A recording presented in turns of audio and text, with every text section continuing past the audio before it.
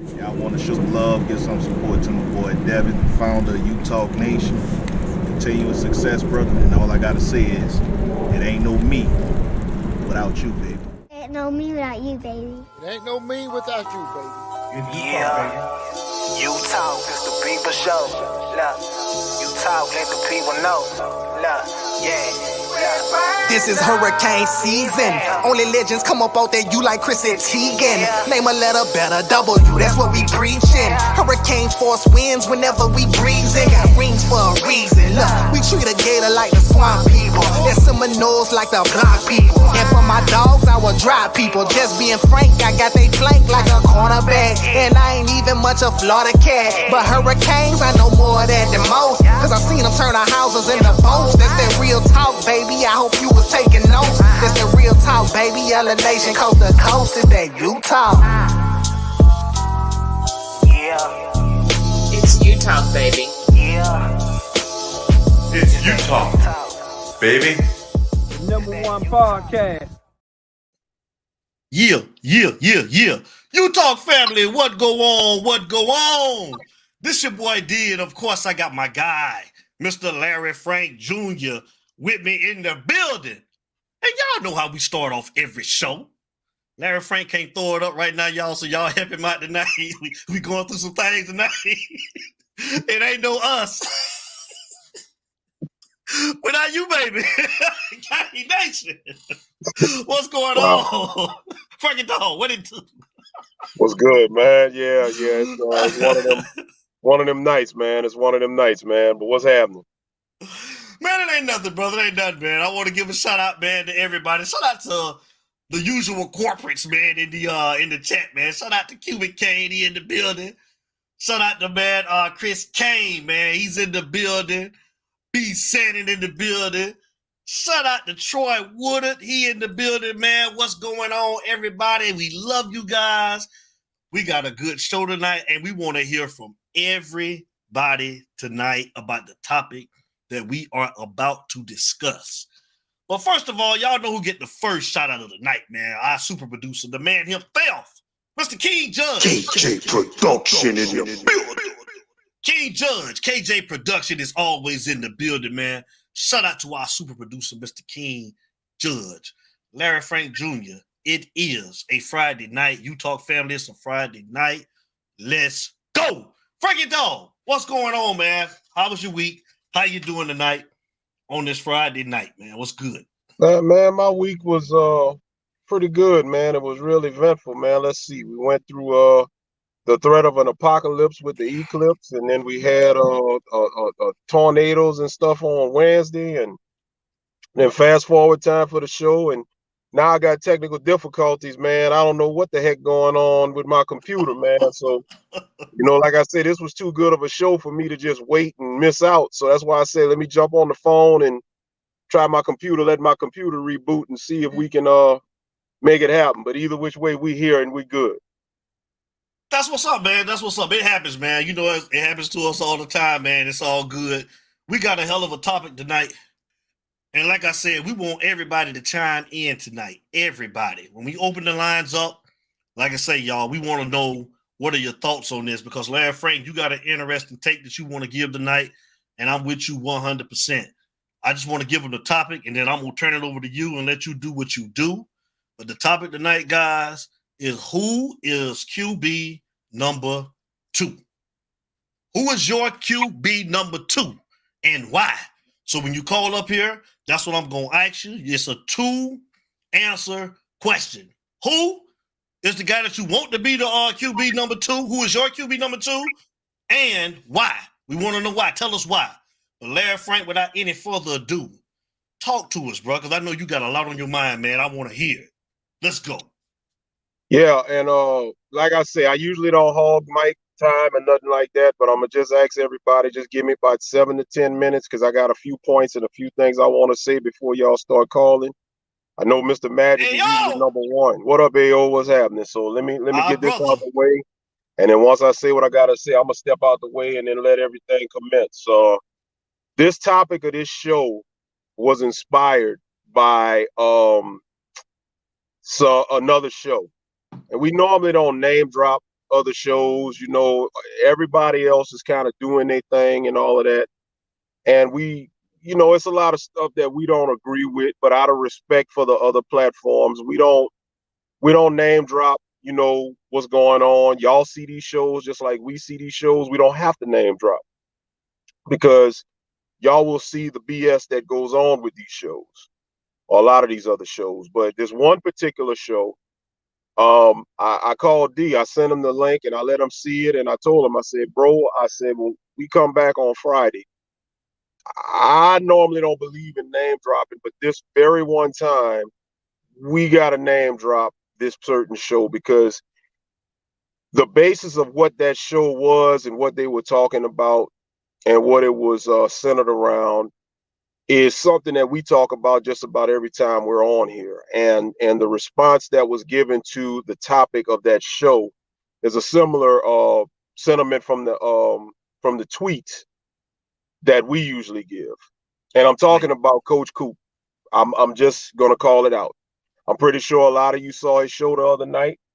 He did a show where he called out of question Caneville, Footballville, Streeter, and X. And if you saw the tweet, Streeter and X or whoever, whichever, I don't know which one is behind it, but the topic was put out about quarterback number 2. Basically, if Cam goes down, what up, Daryl? What's happening? What's up, Susie Pink? What's up, y'all? The topic on Twitter was put out, the question rather, if Cam goes down, what next? Which is something we've been always asking with all positions. And they basically laid out that your options were Reese Poffenbarger, quote unquote, Albany State, where he played, Emory Williams. And basically it was just a general question. If Cam goes down, what happens?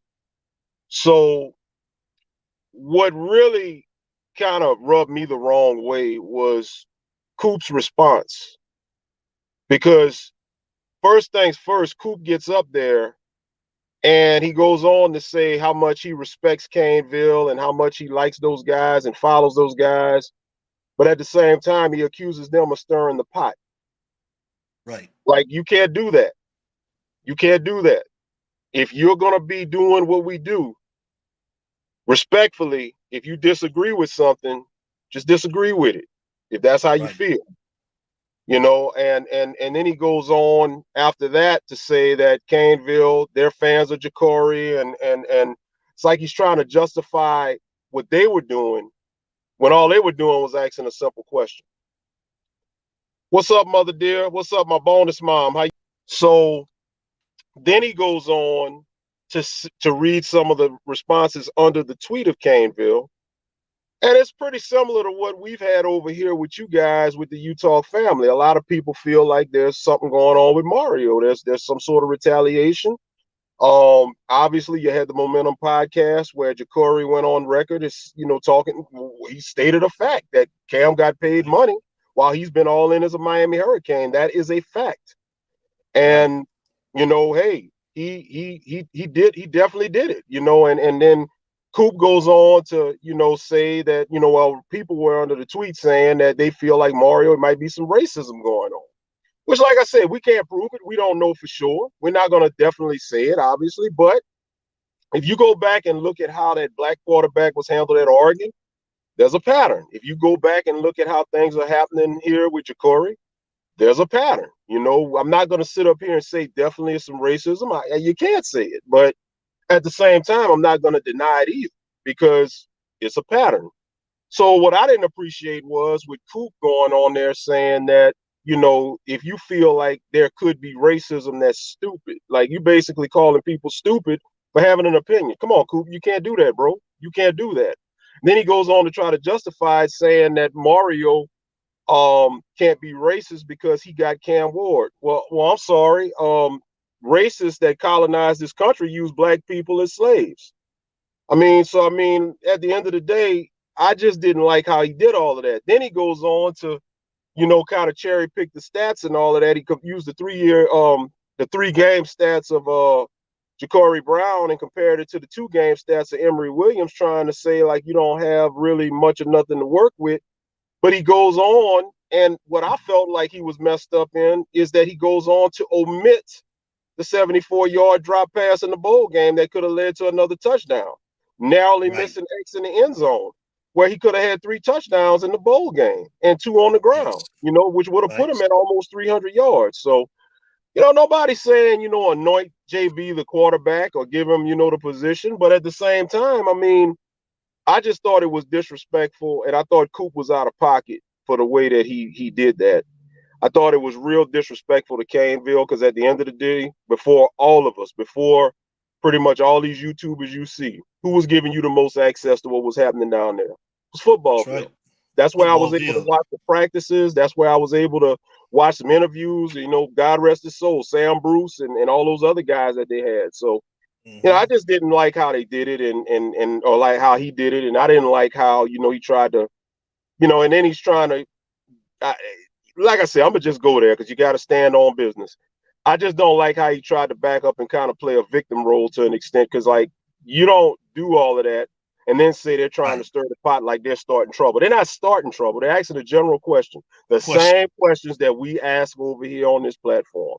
So I'm gonna say this in closing with this opening monologue is that is why we decided to have this topic of who, in your opinion, should be quarterback 2 and why. Pretty sure most of y'all saw what happened, that podcast the other night. And I'll go on to say this, D, with your blessing. I'm extending the invitation to Coach Coop.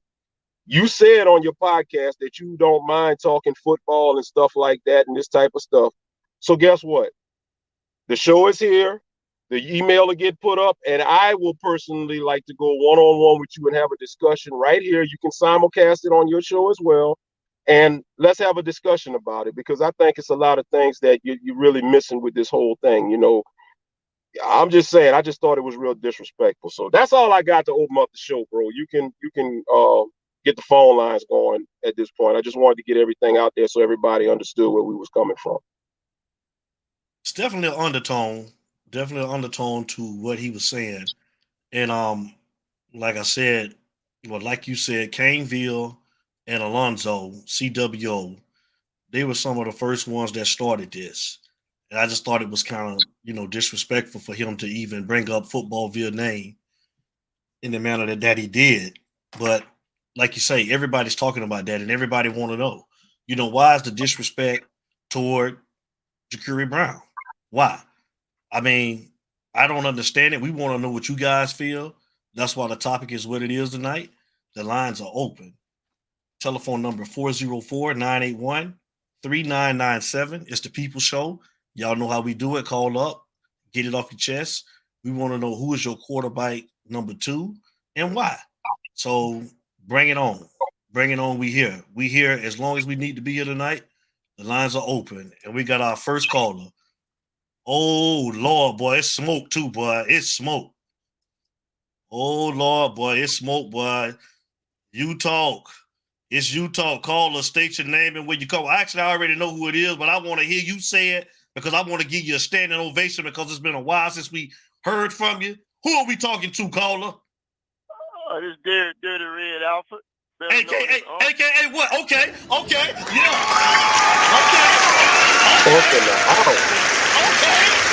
Yeah. In the building. He here. What's up, big dog? How you doing tonight? What's up, my brother?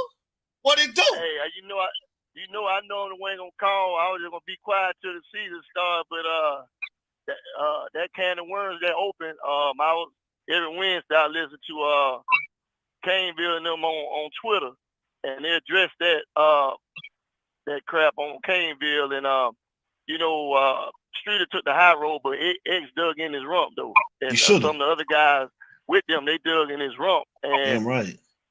That's, I mean, it shouldn't be no surprise because what kills me in this country, being that I born and raised in the United States, served in the Marine Corps, all this kind of stuff. We always, you're supposed to use sports to unite people, from different walks of life and different ideologies and everything. But for the most part, sports been camouflaged. And the racism always be there, but white folks camouflage it.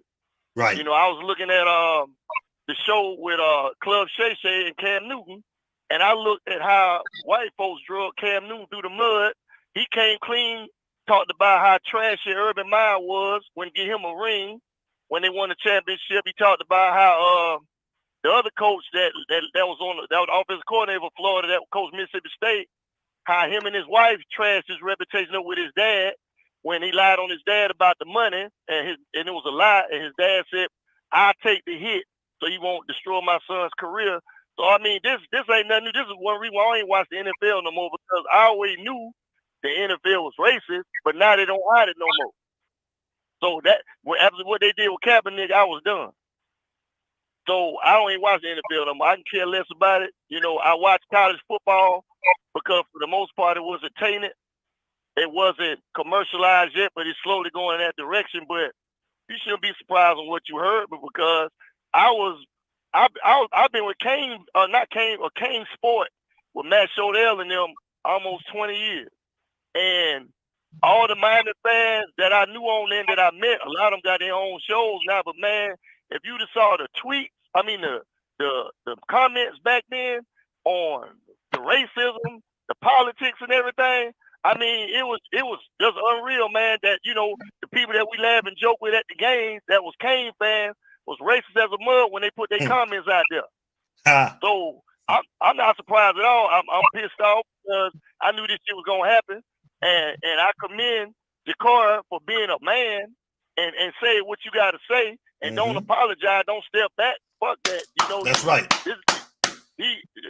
I'm tired of black men have to always apologize and kiss somebody's ass. Right. You know, and take away your manhood. Don't fuck that. Say what the hell was on your mind. Right. You know, Mario, if that's what you gonna do and hold that against him, then you a damn pussy. Right. Right. Right. And I tell you to your face when I come down there, cause that's some bullshit. That man bust his ass from day one. Say it. When you took the job, you took your ass up there and you left Miami Central and re-recruited Jakar to come here. It's you talk, baby. That man don't owe you jack shit. Don't owe that school shit. He above and beyond proved that he deserved to be a goddamn Kane, and y'all fucked him from day one on him getting a fair shot. Emory, knowing damn well, and see, this what kills you. See, one thing I learned from my granddad and my uncles and them, your mouth can say anything, but your eyes gonna show you everything. So you can come on a radio show, you can talk all this bullshit on what you think. Mother, you can't tell me about what I see. Now, if somebody gonna sit up here and say that Poffenberger and damn Emory is better than Jakari with your eyes, you gotta be a motherfucking fool. You gotta be a guy. You got a 6'4", 6'5" quarterback, 225, 230, run a 4.40. Do you know what a school like Alabama or Auburn, USC would do with him? Say it. You know what would be so funny that if they follow through in school over him, I would take my ass to Florida State. That's what I would do to piss y'all off. I would take my ass to Florida State and get his ass back. That's right. Transfer to a school that you won't have to play, so he can embarrass your ass for fucking over him. That's right. That's right. Say it. Now, I'm a Kane, but I damn sure stand and support his ass. That's right. That's right. That man done bit his tongue and been quiet too long. He need to open up his mouth. Yeah. Cause they brought Poffenberger in there to be the starter before Cam decided that he was gonna come. Come on. Come on. And don't sit up there and say Emory ain't better than no damn Jakari. Emory goddamn did okay. That's why they limited his play calling. That's right. We should have beat Florida State last year. Yep. Jakari would have beat him. I think so. You put him in a card game with a loaded goddamn deck of cards out there at Rutgers with no damn, maybe 2 or 3 damn starters on both sides and expect him to win. Man, get the fuck out of here with that bullshit. Say it. But hey, hey, Cuban, the Cubans now, they black. They don't want to say it now. They black when you go to Cuba. They'll tell you they black. But when they bring their ass to the United States, the light-skinned Cubans, They want to claim white. They want to claim Republican. Yeah, I've they want been to over be there in the Republican. Marines. I've been over to Cuba in the Marines. Say it. So I know what the deal is. Just that when they been lying on, Castro was this, Castro was that. Man, I ain't even gonna go in that. That's a whole nother show. But I can tell it's a bunch of lies. Come on, say it. He was still trying to send money over here to help black people uplift themselves in this country before the government shut it down. But all you hear over here, Castro was this, Castro was that. He wasn't this, he wasn't that. But behind the scenes, he was helping black people. He freed Mandela. Come on with it. Yeah. So with that being said, the Cubans have black, or more than half black, because a drop of black blood, you black. But when they come over here, they claim everything else. So yeah, even though they black, they know they black, they still want to act like they now when they come over here. So yeah, they could be presidents too. You can go on YouTube, and you got a large contingency of Latinos that's prejudiced against black folks, and they black. I can't explain that shit, but the truth is the truth. That's right. So they're going to support Mario because you got a gigantic Cuban contingency down there in Miami. And I want him to succeed, but shit, when you fuck up, you got to be called out. That's right. That's right. That's right. That's all we saying. And then you want to play the race card. Ain't nobody play. How in the hell can a black person be president? Just about please explain that to me. And we don't own shit, and we ain't in control of nothing. Let me say something. Never have been. Let me say something real quick. Let me give Uncle a little break. I'm gonna give it back to Uncle. Nobody can tell us as black people about racism because they don't deal with racism like we deal with racism. Whenever I see a non-black person say that this isn't racist, or we're playing a race card, or we're playing a victim card, or what have you, it kind of bothers me. Well, no, it really bothers me because it's like, you don't know what it's like to be in our shoes. When you get pulled over by the cops, you don't know what you're about to deal with. And you know what, I've heard people say, well, I get nervous too. Well, yeah, you're nervous about getting a ticket. I'm nervous about getting my ass kicked. So there's a different level of caution and concern in that regard. We've all been in a situation. You've got job opportunities. You got to do double the work. You got to have double the qualification. You could be qualified and still get passed over because of your skin tone. You just don't know what the undertones is when it comes down to people's ideas and people's feeling about race. You just don't know that. And that's the thing, that whenever I hear a person that's not black saying, if you feel something is racist, that is stupid, or you're playing the victim card, or you're playing the race card, miss me with that. We just seen all of this stuff for the last couple of weeks with what's happening, 504? I see you. We just seen the last couple of weeks with Angel Reese and Caitlin Clark. They demonized Angel Reese. And all Angel Reese ever did was no different than what Bill Romanowski or Bill Lambier did. When Angel Reese is charismatic and physical on the floor, she's a thug. When Bill Lambier is up here elbowing and beating the piss out of people on the court, he's a warrior. Make it make sense. Yeah. And Caitlin Clark and Angel Reese are friends off the court. Right. Yes. That's even more crazy. Yes. Right. But hey, I can even go deeper. Look at one of my idols and heroes growing up with O.J. Simpson. Do you see how they talk about him on the news? Not the athlete, not the man, not the myth, not the legend. Oh, the guy that was accused of killing, not killed, the accused. Right. That's all he's come on the news since he's been dead, man. And we as people come just supposed to accept this slander and bullshit. Right. Now, I'm gonna pose a question to y'all. If Ja'Cory Brown was white, would he be stunned for a Power 5 right now? Of course. He would have been stunned as a freshman. Yes. Absolutely. He would have started as a freshman. And listen, not only starting, but I guarantee you, he would have been getting more looks and getting more opportunities in practice. Because I read earlier that Caneville, they put it out either yesterday or a recent tweet, I don't remember exactly. He's practicing with the walk-ons. Hold on real quick, y'all. Hold on real quick. I got to address some people on TikTok. TikTok, if you want to hear the calls and you want to see the interact with everybody with the chats, come over to YouTube You Talk Live. Type in You Talk Live 206. We're over on YouTube. I'm sorry. Go ahead, Larry and Derek. No, you good. You good. You good. But I was just saying that I saw that Caneville had put out there that Jacory was running with the walk-ons. And I mean, like I said, nobody is saying the depth chart should be set right now. This is the spring. The depth chart is not supposed to be set in the spring, but it starts taking shape in the spring. You start getting an idea. Go ahead, on. Not trying to interrupt you.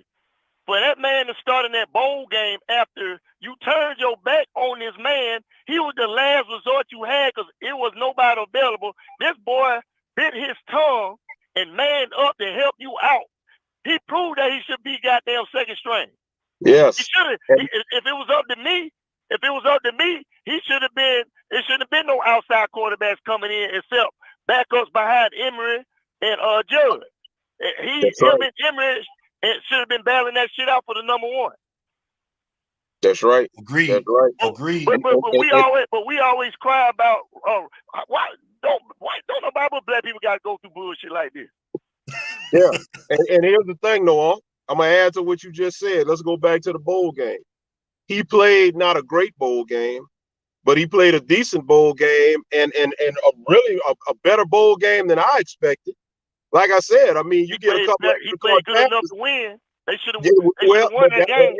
But guess what? That was on the defense. He did. He played good enough to win, but the defense lost the game. He played like garbage. That's right. And your head coach couldn't game plan for a one-dimensional Rutgers team. And what happened after? Yep. Jacory still got shitted on by the fan base. I was fighting. We was all up in here fighting and arguing in these groups. They talking about Jacory, talking about he sucks. He sucks. Well, hell, the man had 2 weeks, and he played with a team that was missing Kobe Young. He played with a team, Cohen was gone, Lee was gone. Half of the doggone, the starters that you had were gone. You had makeshift players up in there, backups up in there, and come on, man. Like this fan base, bro, Time out. I want to address something. King Kyle. He said, ain't Cam Blake. Well, let's talk about that. Address it. I got it after you. Go ahead. Mario is on the hot seat. Yeah. So, yeah, Cam is Blake. But we already had a Jacory on the roster, but you're going to get Cam because you know your ass in the hot seat and you got to win this year. Yeah, so that's why he went and got Cam. That's why he went and got Cam. You know you got to win this year. But go ahead, though, Frank. Yeah, let me address that. He said, ain't Cam black? Yes, Cam is black. But guess what? Cam was the best rated quarterback in the transfer portal. So what does Mario do? He's got to get the best rated quarterback in the transfer portal to hide for the fact that he ain't a damn coach. He's a mediocre coach. Yep. He's a high-class recruiter. His recruiting skills has overshadowed his coaching skills. He's about to get exposed. So he had to go ahead on and get himself a quarterback who just so happened to be black. That was the best quarterback in the portal to be able to help him save his job and take the heat off of him in year 3. And at the end of the day, I'm going to say this much as well. Let me go ahead and reiterate what I said, King Kyle, because you hadn't made it in when I gave my opening monologue. Racist, and I'm not saying Mario is a racist, but historically, that don't stop racists from utilizing black folks to get their advantage. How you think this country was built? A bunch of racist people that colonized this country built this country on the back of black slaves. And they didn't give a damn about the slaves when they built them. So guess what? Getting a black person does not prove you are not racist. All it proves is that you're trying to get ahead of yourself. It's you talk, baby. Say it again, Derek. Using that black person to do the dirty work to get your pocket fat, like they always do. Yeah, it is.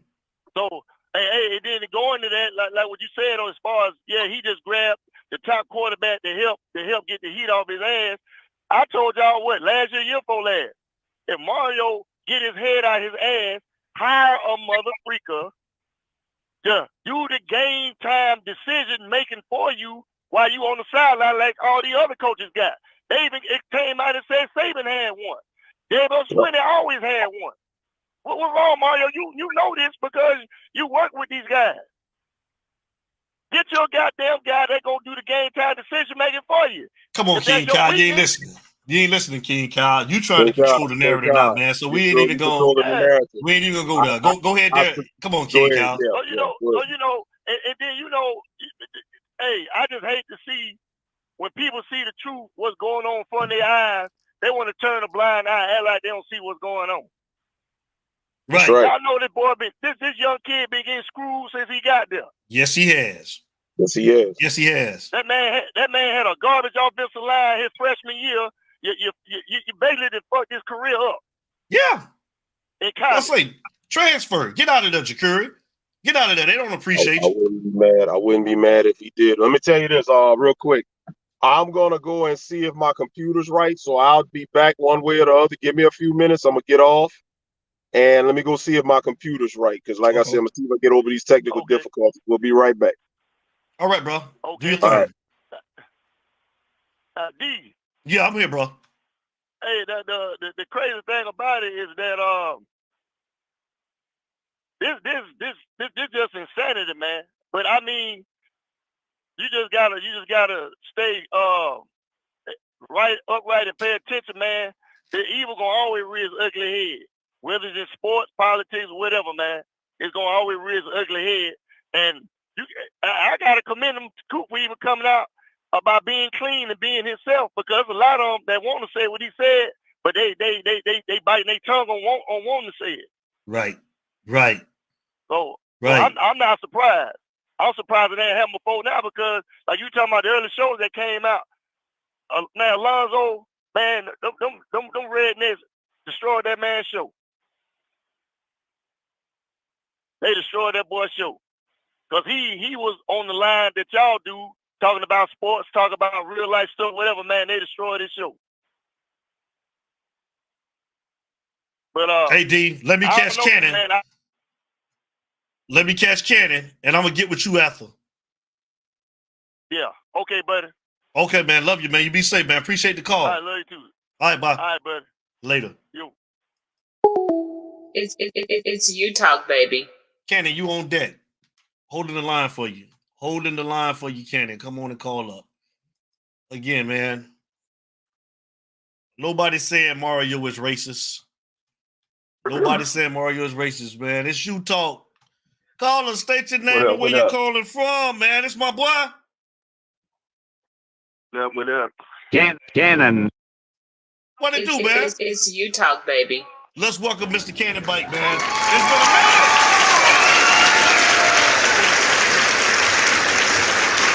What's up, everybody? What's going on, Mr. Cannon? What's going on? Talk to us, bro. Nothing much, but I got some insight on this. From my vantage point, it appears that the Rutgers game with Jakuri at the quarterback, to me, in my opinion, it looked like what they were doing was they didn't want Jakuri to be successful in that game, because they don't want no type of quarterback competition. And I've been telling people this for a while.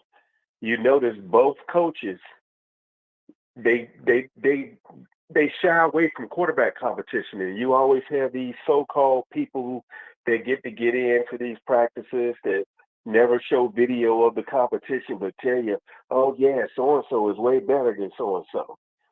I don't believe any of that. I think, if you think about it, remember, he refused to use a timeout. So what was the point of an onside kick, right? Then you don't use a timeout. What the fuck was he holding a timeout for? He holding a timeout for the transfer portal? What was the timeout being held for? Mm-hmm.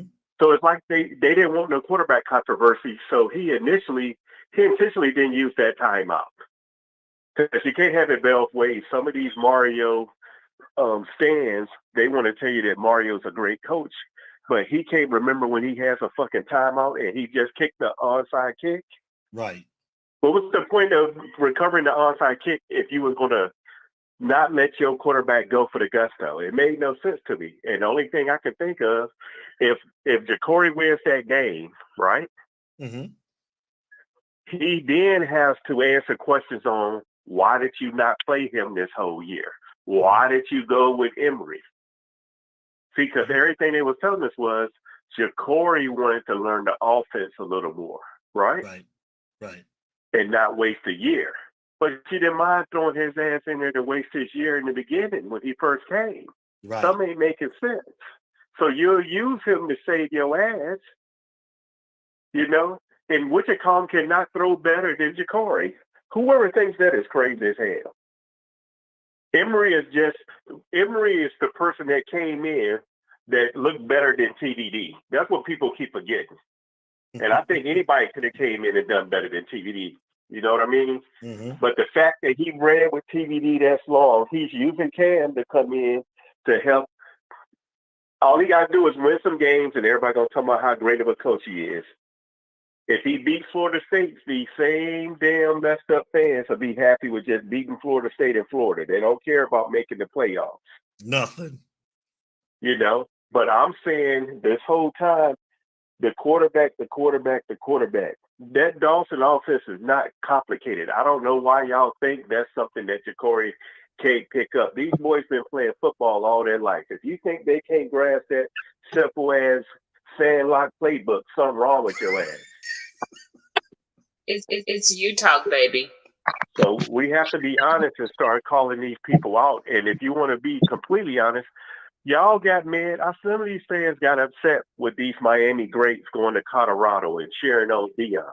Right. Well, hold his ass accountable because he's the same one that said it's going to be open for all the ex-players to come. Well, why are they not coming around? Because Mario don't want them around either. Mario has a superiority complex. He don't want to. Remember Ed Orgeron said he would come help? Right. Ed Orgeron ain't been back up there. Y'all got to start paying attention. He's telling on himself, but you're not paying attention because you want to believe that he's doing the right thing. He's really not. If he was doing the right thing, he'll have some pride and let it be open competition. He wouldn't be saying the only people that can come to certain practices and spring games are season ticket holders. Right. What the hell they got to do with it? 1 minute y'all saying that we don't come support the team, right? Then the next minute you talking about the only things available is for season ticket holders. You Right. better be lucky somebody supporting your ass because you ain't winning shit. Right. Right. I'm like this. I want to see what happens, but God forbid somebody go down. And now, if someone goes down in that quarterback position, do you think Emory going to come out there and do what he just did? You about to see the Derek Carr reincarnated. You just get hurt. But then again, stick that arm out there. I doubt that. I really doubt it. And I'm going to tell you like this. If you want us to shut up, be open. Be more transparent. Let us see it all. See it. You know, and then I don't want to see you give Jacory these dumbass plays where all he's good for is Wildcat, but then you letting the other guys throw the ball downfield. Mm-hmm. Mm-hmm. You know, like we got to be honest about a lot of this. But right now, I don't trust nothing he does. He doesn't have no clock management. This is the third year, right? Year 3. It's the third year. This is the third year, so I don't want to hear all these fans talking about this. I'm disgusted with fans that still post TVD stuff. I'm like, all admins should ban their ass from being in them groups. It's you talk, baby. They got mad when we posted stuff with Kofi, and Kofi was getting a degree from Miami, but y'all still posting stuff from TVD, sorry ass, and he's the worst thing smoking. Don't nobody want to talk about he was point shaving when other platforms were talking about it looked like he might have been throwing games. Oh, you think? You know? But I'm like this. He better open up because that kid, just think of this. If Mario was really trying to grab the best quarterback possible, that boy Bailey would have never made it out of Shamadan. He would have never made it. So how he make it out of Florida and he's up here at NC State? CJ. So that show you he ain't trying to get a certain caliber of quarterback.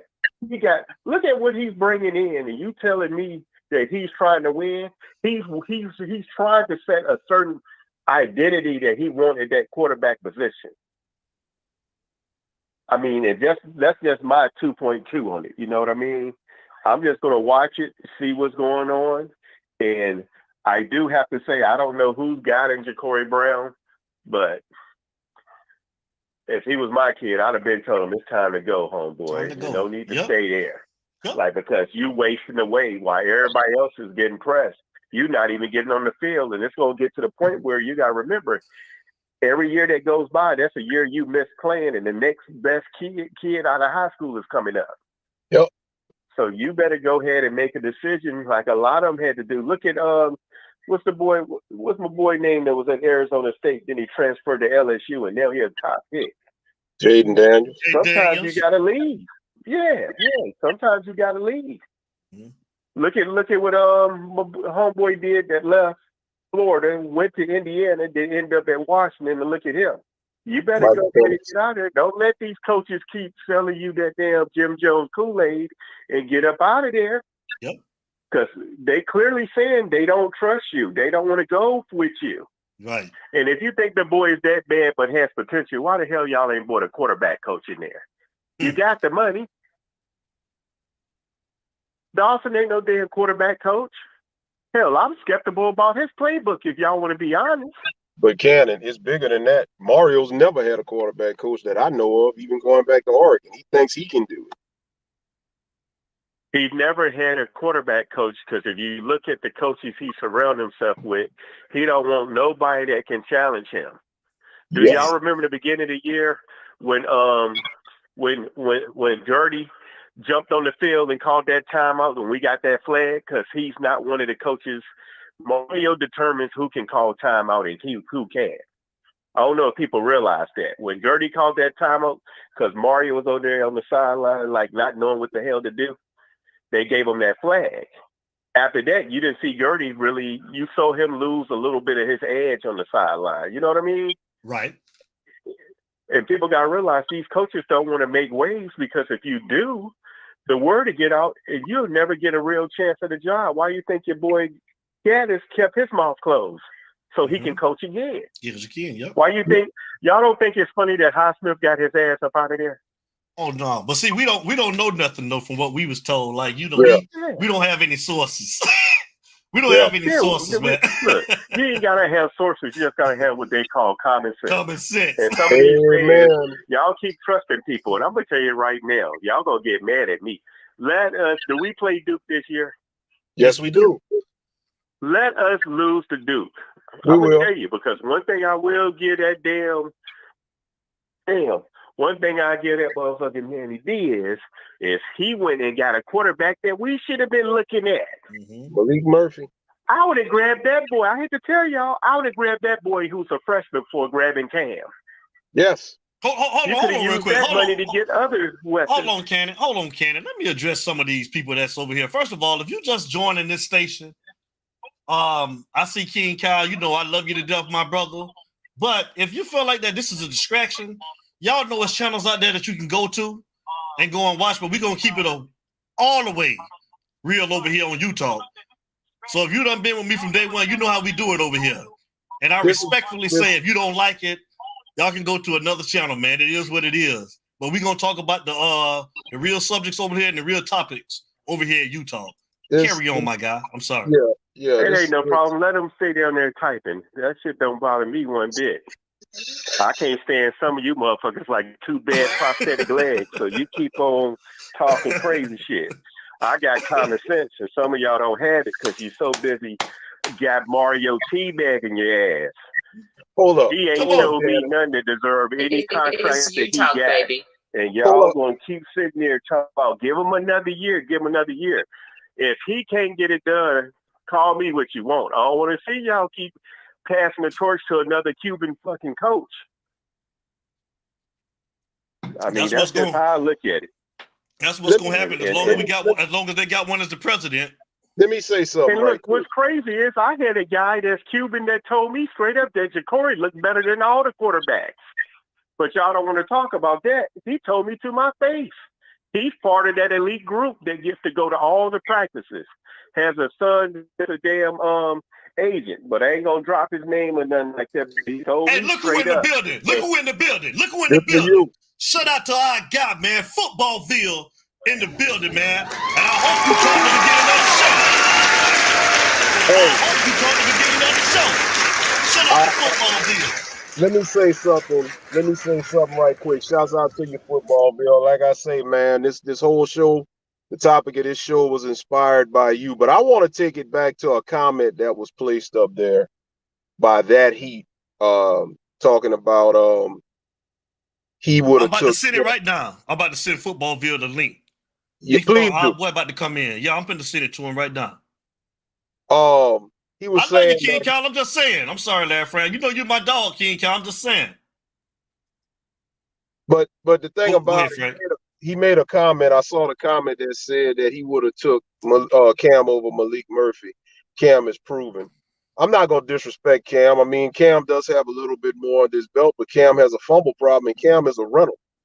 So you see, that's the thing about this type of stuff. You're looking at, it's kind of like, you know, you're looking at a rental versus you're looking at, you know, buying something. And I know that no college players are going to be bought because they're not going to play longer than 3-4 years. But Malik Murphy has upside.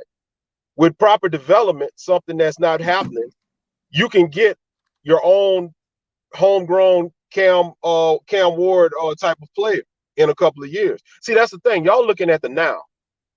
Y'all are looking at the now. Give me somebody that we can develop and that we can have for a couple of years. But no, you see that's the thing, you know. Now we got Cam. I hope we win with Cam. I hope it works out. What's up, Coach Coach Hayes? Hayes, what's going But at on? the end of the It's day, it, Footballville. It's it, Streeter. Come on. yeah, I'm sorry, Frank. Go ahead. It's cool. Bring Streeter up in here because I think that'll be the best thing is for Streeter to come in here and let Damn him. right. I watched him on with Coach Hayes the other night. Yeah, we was watching Coach Hayes. I was in there too. Yeah, I watched him how he was breaking it down, and I just want Streeter to come up here and speak and say it for himself because, like I said, that whole mantra of going at them, you know, and saying, you know, that they were stirring the pot. I just didn't appreciate that because that was just damn disrespectful. I'm sorry. What it is? Yeah. It's sent, Streeter. Come on in. I just sent it to you. Shout out to Coach Hayes, man. Y'all already know that's like I got to give him a round of applause too. That's all good. Coach Hayes. You already know what it is. That's our guy. What's up, Coach?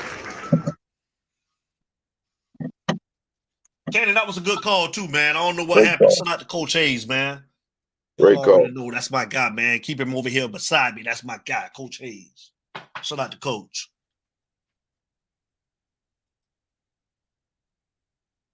Marine E, you tripping? Hell no. He a old fool. Yeah.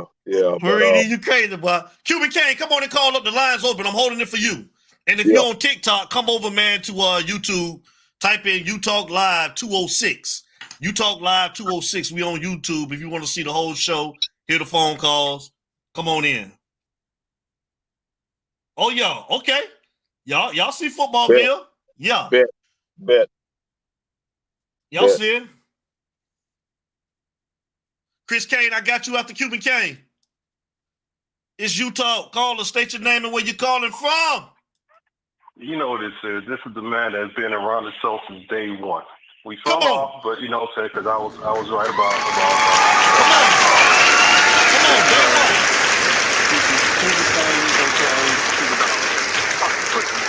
So I'm Cuban, right? So let me explain this little Cuban thing, number one. Come on. I'm a black Cuban, okay? My mom told me, you know what I'm saying, when she was in Cuba, if it wasn't for Castro, your black ass would not have been born. Okay? There's a big difference between white Cubans and black Cubans. Come on. They don't like us. They don't like us just like they don't like black people. As a little kid, when I grew up in Miami, I was not liked by white Cubans. I was not liked by black Cubans. I wasn't liked by Hispanics. I wasn't liked by anybody. Only people that took me in were black people and Haitians. That's it. Right? If you were to see me in the crowd, you would think I'm black. You know what I'm saying? So all Cubans are not the same. You know what I'm saying? All Cubans are not the same. So don't mix me with them, all right?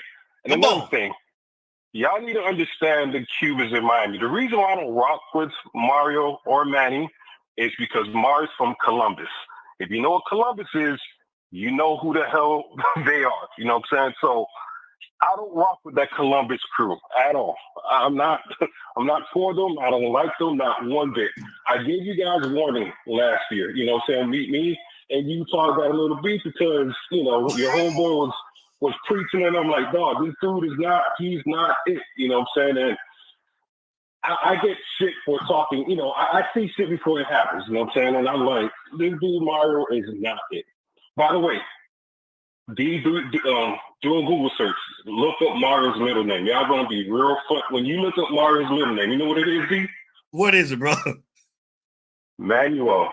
So we got Manny Cristobal as the head coach. You think I'm lying? Look it up. You think I'm lying? Look it up. Utah, baby. It's Manny Cristobal. Google do a Wikipedia search, okay? I'm gonna check it out. I'm gonna check it out. What up?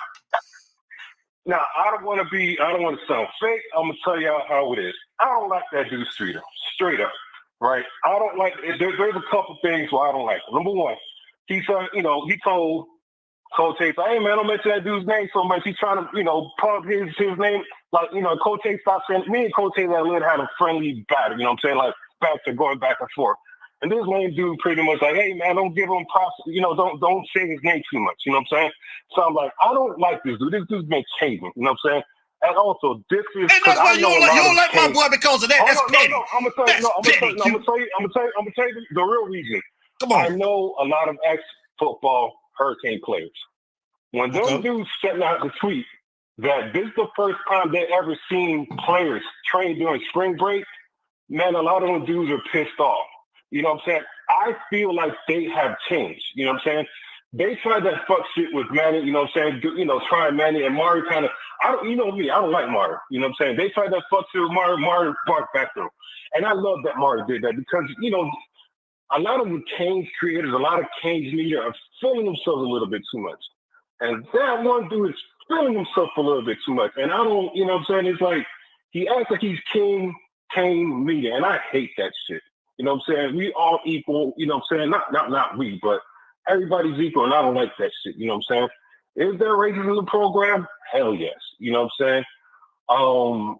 I told you guys the real reason why they have the game at Miami because if you ever been to Coral Gables, I ride my bicycle around the Coral Gables a lot. If you're a black person, you're going to get pulled over by the police. They ain't trying to have two black people over there. They could easily have this game at Trash Pile, you know what I'm saying? But if you're black and you're in the city of Coral Gables, you need to watch your ass. You know what I'm saying? They have the metro right across the street. They're going to make sure that, when the game is over, take your ass to the metro rail and go back home. You know what I'm saying? But it's funny because we used to clown Manny for this program being a clown show. It seems like it hasn't changed. It's getting worse and worse year by year. Y'all keep saying he's a great recruiter. I don't see this great recruiter. You know what I'm saying? We're continuously going to the portal.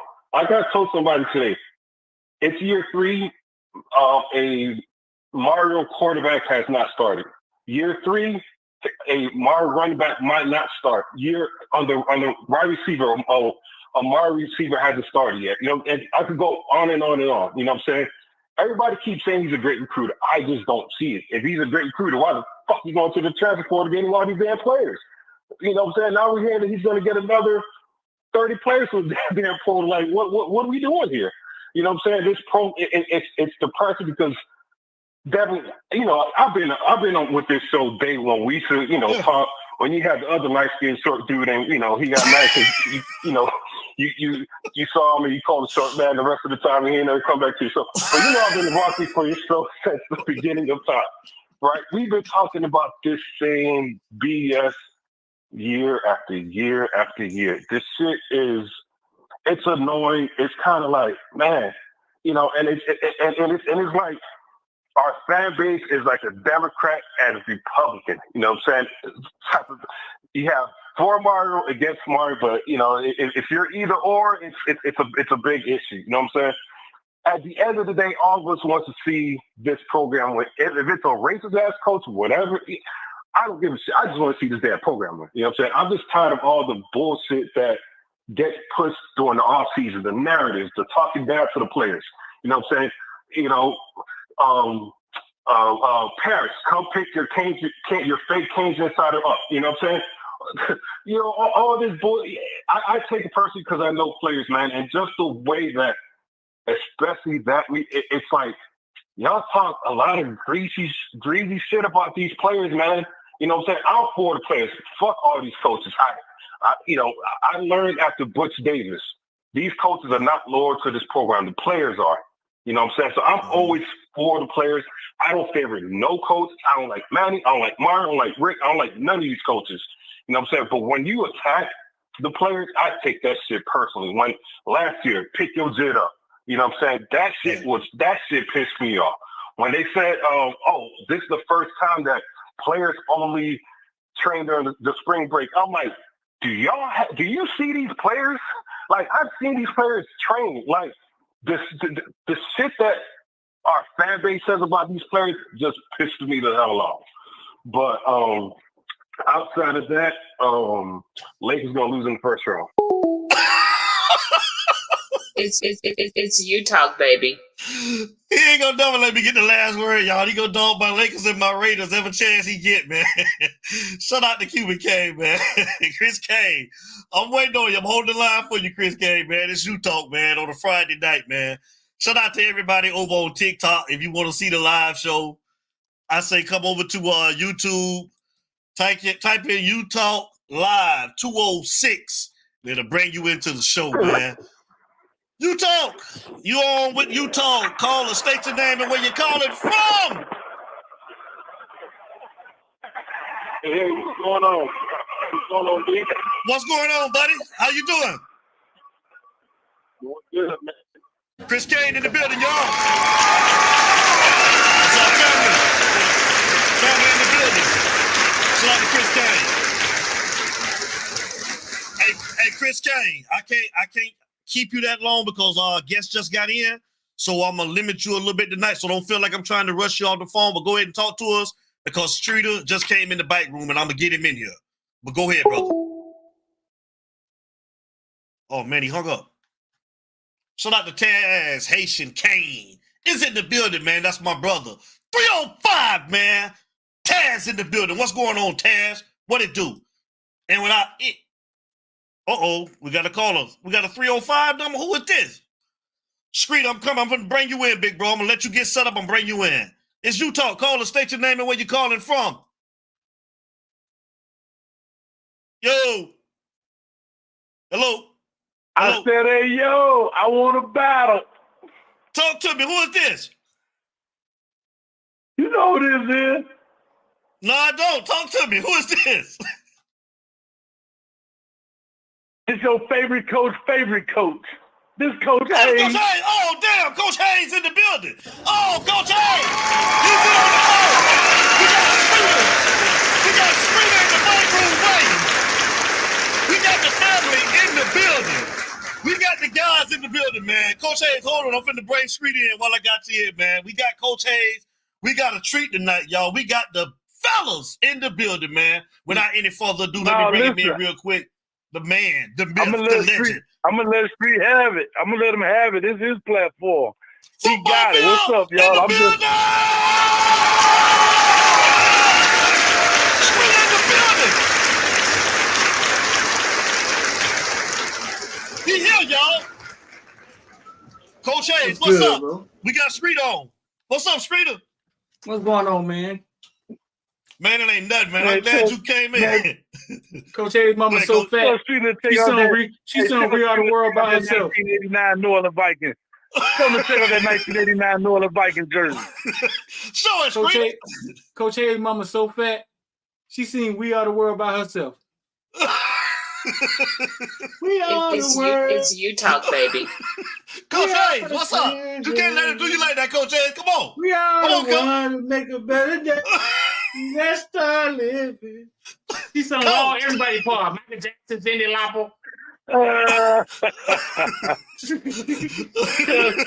Hey, D. Talk to me. Football Footballville Mama was the first Viking. It's you talk, baby. We got the legends in the building with us tonight, man. We got Coach Haynes and we got Daryl Streeter, Footballville, in the building with us, man. Streeter, man, we were mad. We were hot about what we saw and what we heard. I don't know if you got a chance to see the beginning of the goddamn show, but Larry articulated it so very well. You can go back and check it out. But we didn't like what one of these shows had to say about a comment that you made, and we want that you came in so that you can address the situation, because we done said what we had to say. Coach Hayes, if you want to chime in, feel free. What y'all heard?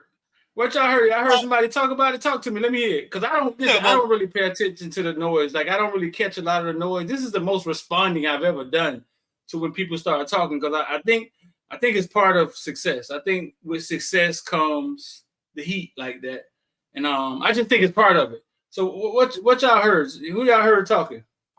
We heard Coop on his station saying that he felt like, you know, what you said about who that Ja'Cory, yeah. Yes. About race. Like, he's trying to make it about race. Yeah, and he already apologized. He apologized on Twitter.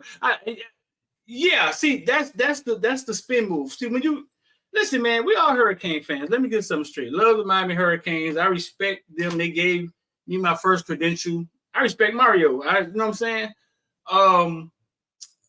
But you're dealing with they got to control the narrative. And whether y'all believe it or not, bro, they have to control the narrative.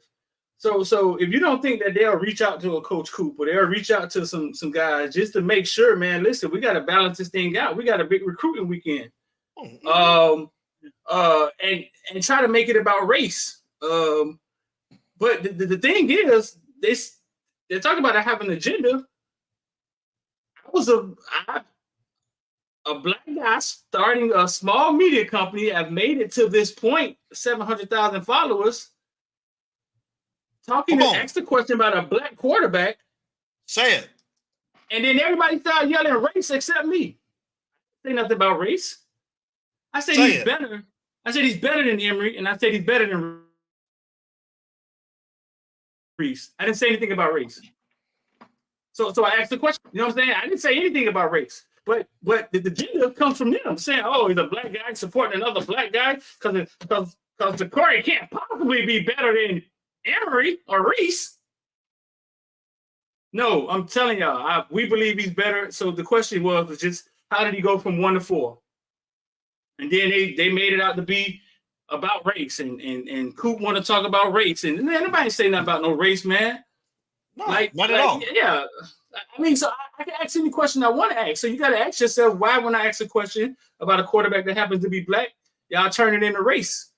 Thank you. Barry Jackson the other day just asked, "Hey Mario, did you think about kicking Jacoby George off the team?" Nobody was outraged about that. Nobody was outraged about that. Right. Yeah. So and that's yeah. So I guess I'm not big enough to ask to question Mario. We know they don't have all the answers. If they had all the answers, TBD would have been benched halfway through the seasons. So they don't always have the answers. Come on. So yeah. So I mean, for 6, 7, 8, 9 years, I sat there and I didn't really ask anything hard. But the first time I asked something uncomfortable and I present an uncomfortable question, all of a sudden, the fans and the Hurricanes acting like I'm out of line. Right. Like I'm out of line. Like I done got I done got, oh Lord, he done got out the gate. No, man. All I did was ask a simple question. How did this guy in the last 3 months go from first starting quarterback to appears to be fourth because he's throwing with the walk-ons? Just answer the question. How did it happen? What's the process? Come on. Yeah. Well, that's it. Answer the question. What's the process? How did it happen? And over here, y'all know we don't give a damn about getting flagged, Coach Hayes. You know I don't care, Coach Hayes. So I'm going to play the question that I already had it chopped up. So I want y'all to listen exactly to what my guy asked. So y'all just check it out. Know what I mean? Yeah, Mario, is Ja'Cory the fourth string quarterback? We'll find out. I know that's a big story for you. We're all going to play the best guys. 1, 2, 3, and 4, and every single rep will be earned. Not given, not narrative, earned. So you got it. Streeter, you don't have to answer, man. I said it. He sounded kind of arrogant to me, man. Like that's a damn lie, anyways. Because if it's to be earned, my question is, Coach Hayes, I got you on. Coach Hayes, check your link. I just sent you the link. I want to bring you in if you got time. If you're still on the line, Coach Hayes, you there? Yeah, I'm on the phone. I'm headed in the car, but I'll be back to the house in a second. Okay, gotcha. But how is it a fair shot, Coach Hayes and Streeter, when last year we seen that it was given, the position was given to TVD before the season even started, with money as well, and the same thing goes for Cam Ward. You just bought him, man, and you paid him money. So how is it an open goddamn competition? That's all I want to know. How is it fair? And it's an open competition at opposite. It's not, and I'll do this for you too. This is because I was going to go on Twitter and break this down to people so they can understand what they're looking at. Because I think when people look at that video, they don't understand what they look at. I hear people saying, "Oh, Mario Punk Streeter, he looked at him tough." Listen, man, it's a press conference. Don't nobody get hurt in the press conference. I'm a former United States Marine. Preach. We're talking about media. Like nobody gets hurt. The last person got hurt is when that dude threw shoes at Bush, and that was 10 years ago. Hey, Cooper, we got it all wrong. I'll send you the link too, brother. Come in here. You can come in here and you can explain yourself if you want to, Cooper. But, we heard what we heard. So we just addressing it. Go ahead, Street. I'm sorry. I mean, Coop didn't even have to mention our name. He could have did that video without mentioning our name. But, I mean, it's part of it. If you ain't got no haters, if you ain't popping. So, listen. It's media, bro. Nobody's going to get hurt. We're asking questions. So what happened was I didn't ask him a question. See, this is what people don't understand. I didn't say anything to him. If you listen, the guy Cameron says, "Hey, last question." Susan was standing next to me. Susan asked him the last question. He took it upon himself to look me directly in the eye and give me the tough talk. Give me the tough guy look, right? And he was talking directly to me, not Susan. So in that moment, I felt maybe he wanted some attention. So I just asked him a question. Well, because I wasn't going to say anything. It was the last question. Well, it's Jacory fourth string. And that's the part that you guys see. You know what I'm saying? Because he singled me out. He kind of looked at everybody in that side. He looked at me. He started talking to me about stuff being earned and yada, yada, yada, yada, yada. So when I saw him singling me out, little small Streeter, black-owned company, you know what I'm saying? Even like, come on, bro. You make $8 million. You're going to single me out? Well, since you're going to throw me on the stage, watch me dance. That's what you're about to do. You know what I'm saying?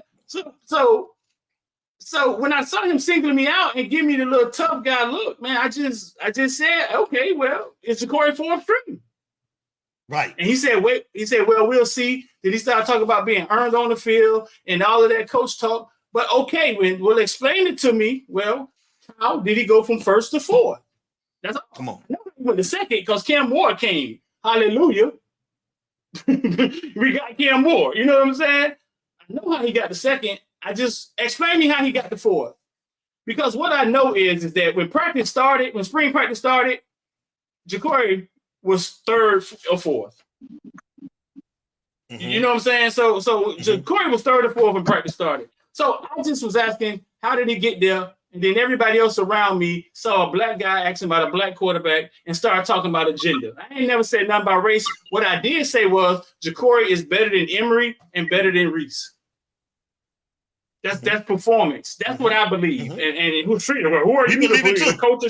The coaches are. Well, this is why I believe it. Because I was the same person that said James Williams could play before he came here when he was playing bad, and then when he started playing well. And this is what I stand on. For years, I recorded kids. I would go home, edit their film, put out highlight videos. Hundreds and hundreds of videos.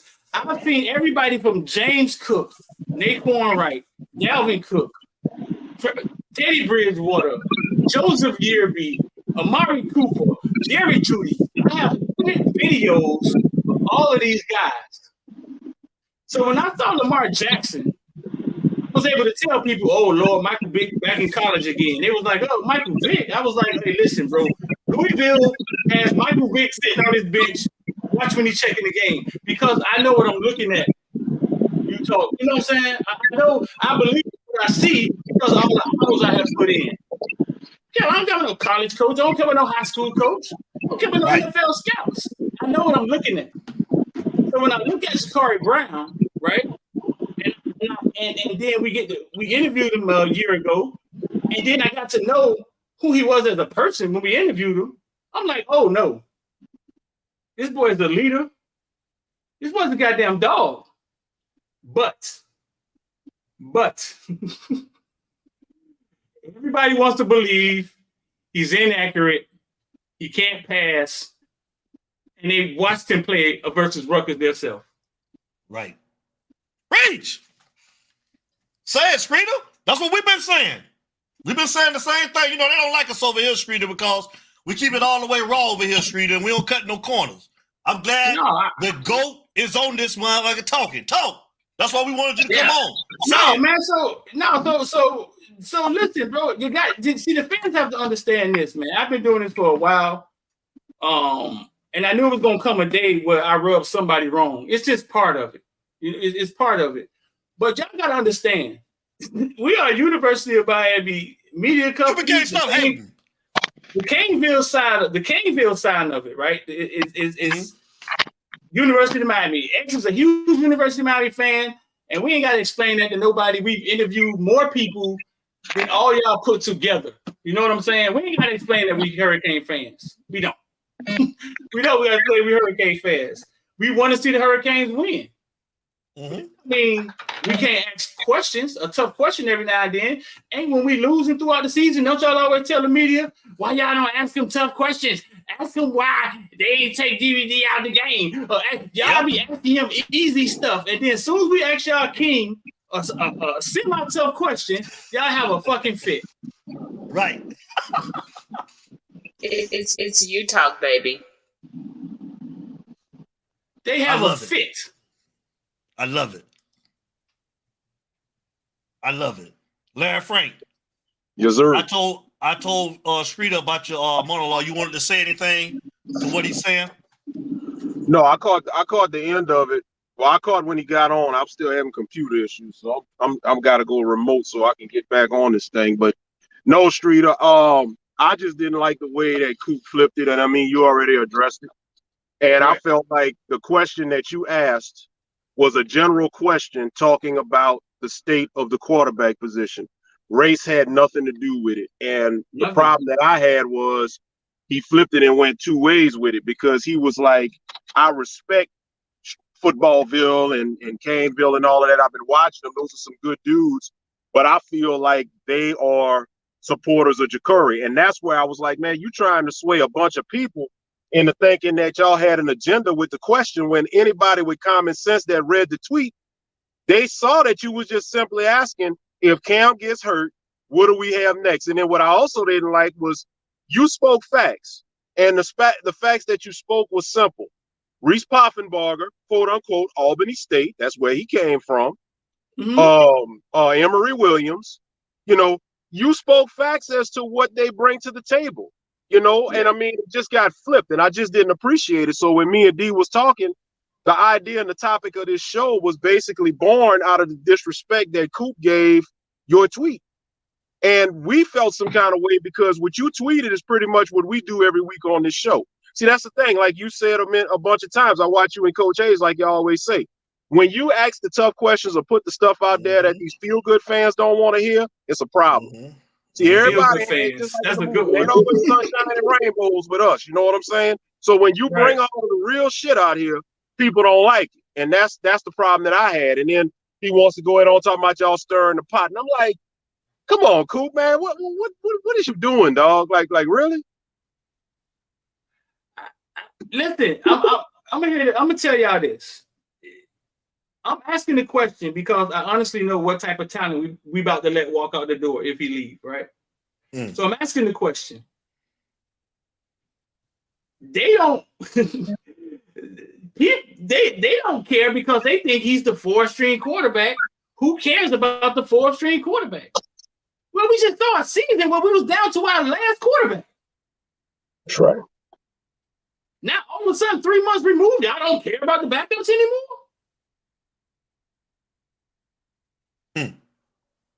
So all I'm saying is, I think he's better. Has nothing to do with race. I think he's a dog, and I said it from the first time he stepped on the podium, and I'm gonna ride with it. I'm a patient man. We ride with it too.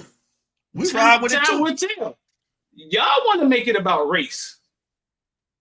See, y'all want to make it about race. I just happen to be a black guy with a small black media company talking about a black kid. We gotta talk about black people and how black people been set back and how we don't have, you know what I'm saying? We always got to get it out the mud. We don't have to tell that story again. Y'all know that story, but don't be afraid because a black guy say something about a black kid. Don't be afraid because you know you got to recruit 80% of black kids. Don't be afraid. Don't be afraid because if I wanted to be about race, I'll say it. It's not about race this time. I think that kid is better. Screenshot that shit, screen record it. I think he's better than the guys in front of him. I'm not the coach. I'm not going to make the call. It just bothers me that a talent like that, you know what I'm saying, may or may not get a chance. And I just wanted to know, how did he end up fourth? Like, where did the competition happen at? When did it start? That's it. That's all I wanted to know. I mean, Mario trying to, I don't know, bully me or look tough at me, man. Bro, listen, it's a media. I want y'all fans to understand it's media. It's media. It's me talking to him. Nobody's going to get punched. Nobody's going to fight. It's nothing like Mario's a big guy and he has this bravado about him and he does scare people sometimes. No, he's not. He can't possibly scare me. You can't bully me. So when you're looking at me and all of that stuff, all it did was force me to ask you a question, and that's what people don't understand. It forced me to ask him a question because he kind of singled me out. We'll give it to you, Coach. And I asked him, what's the Corey for? And he said, well, we'll see. And blah, blah, blah. And he said something about me. It's a big story of mine. Well, I don't write stories. I just, for the first time, questioned something y'all did. And y'all getting a little rattled, a little fizzled. I'm like, oh, Lord, not a little footballville bothering people. Right. Yeah. Man, I'm going to tell y'all this, man. When Mario came here, I said Mario was the best coach Miami has ever hired. And I still stand on that. No, he don't call timeout when we want him to. But Miami had never hired a coach that all the fans wanted that was trending up. Since Snellenberger, I believe. The rest of them was just guys. And if y'all think I'm lying, go look and see what Jimmy Johnson was doing before he came here. Go look and see what Erickson was doing before he came here. We know what Randy Shannon was doing. So, and I stand on that. They have never hired a guy, the hot guy. They got Mario here. So people are never going to backtrack and be like, you say he was the best coach. Yeah, no, I still say he's the best coach we ever hired. They hired a guy that was on his way up. Even though there's some things that he's not great at, there's some things he's really, really good at. Recruiting and being persistent. But don't get all razzled because I asked your king a question, bro. Because if you're going to keep putting me on the platform and keep making me famous, y'all keep coming after me, I'll just keep asking questions. The questions can actually get tougher. That was child's play. It really was. Tough questions need to be asked. They can get really tough. That's child's play. I have a small media company, but we're from the community. We know everybody. So sometimes the answers come through us. Like, we know everybody. We can pick up the phone and call everybody. Najee jumps in the transfer portal. His mama calls me. She wants to sit down. You know what I'm saying? Like, we know these people. We can call these people and talk to these people. So we know everything. We just always have protected the program because we want to see the program win. But brother, like, I'm not that guy. I'm not the one, bro. I'm really not. I'm not one of the guys that went to college, became a journalist. That's not my route. I was a United States Marine, a Mason. I'm from Opelika. I figured out what media was, and I ran with it. So that's a different route. So man, we glad you came on. Huh? I say we glad you came on and addressed it. Absolutely. Because me and Frank was talking about. We already knew we was gonna, address it, tonight. And I'm glad that you was actually, looking and came on and talked about it, bro. Definitely, bro. So, me and Frank said this early on the show, and you don't have to answer this as well, but we feel like Ja'Cory need to get the hell on because he's underappreciated. If you want to give your take and your thoughts on that, feel free. Man, I want Ja'Cory to stay in Miami, right? I want the man to stay here. Right. But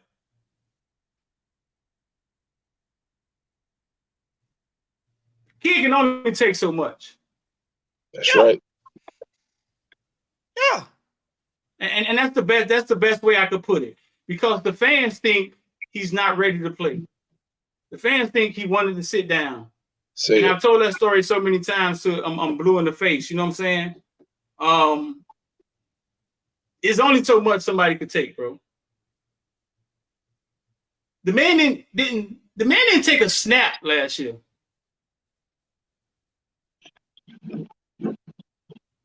When's the last time a UM third string quarterback didn't get in the game? So for the record, Streeter, he didn't want to take a red shirt last year. That's what you're telling us. He suggested, from the way the story was told to me, right? He suggested to get a red shirt. Hey, listen, y'all threw me in the game last year. You know what I'm saying? I thought I was going to. Let me just sum it up for people. He's a young kid from Valdosta, Georgia. Somebody sat in his living room and said that they was going to take care of him when he got to Miami. These kids get to these schools and they trust the coach that sat in their front room. So they trust him with saying stuff like, Coach, is it possible, man, I get a red shirt? We got Tyler back. Is it possible you can play me 4 games or play Emory 4 games and both of us get red shirt? I get better at my skills. I want to be the best version of Ja'Cory when I get on the field for Miami. Thinking that you can say that to your coach, right? And them not judge you. He suggested that. Okay. I was in the military. You got privates, you got corporals, you got sergeants. The private can say, Sarge, if we get finished doing our work early, can I get off at 12? I got to go to a dentist appointment. Who in the room is going to make the last call?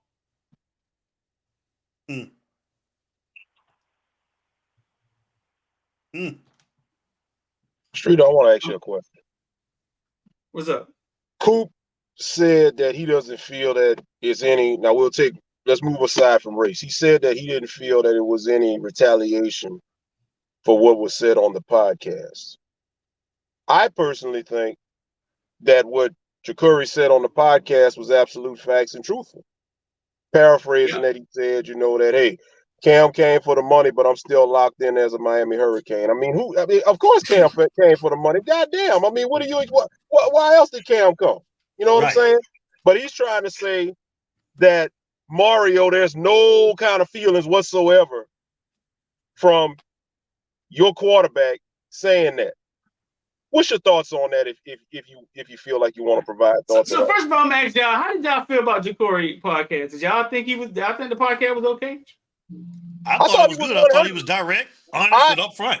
I had a transparent. I was already supportive of him, but that podcast had me looking at him in a different light. Like, okay, he's locked in. Hey, let's roll.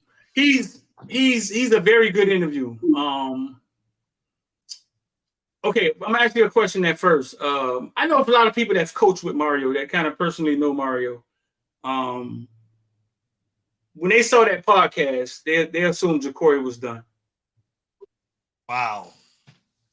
They just believe that Mario is big on keeping stuff in house, people not being traitors, people. You know what I'm saying? Like we the Crips, y'all the Bloods. Like, hey man, listen, man, our business is our business. Don't let our business out. And he's big on that information seeking. So yeah, the people I've known that's coached with him, that's known him for a long time, they felt like, man, oh man, that could have been the death. That could be the death of Jacory.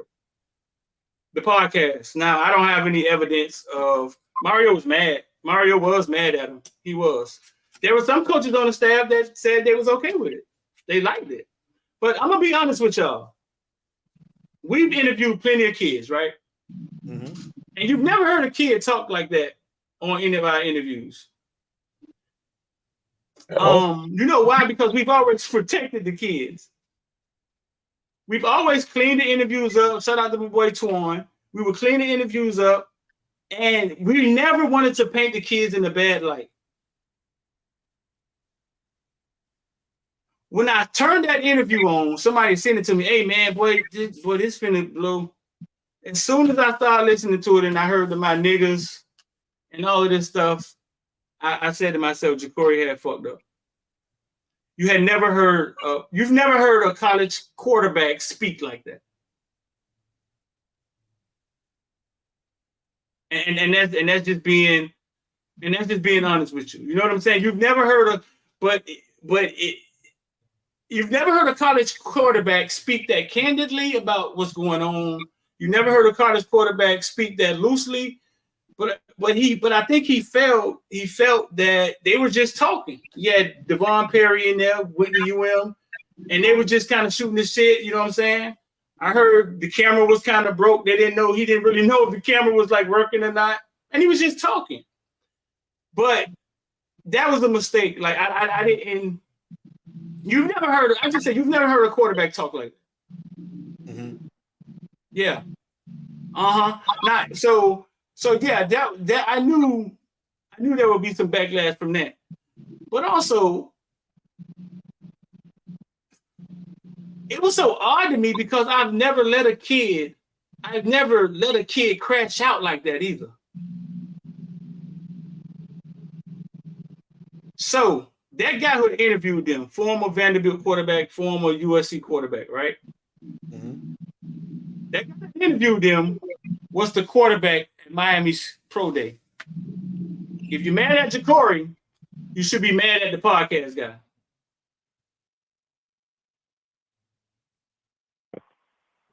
Make it make sense, dog.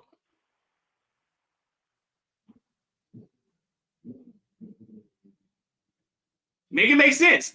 If you're mad, if you don't like what Jacory did, you shouldn't like you shouldn't be cool with the platform that he did it on. But that guy was the quarterback at pro day.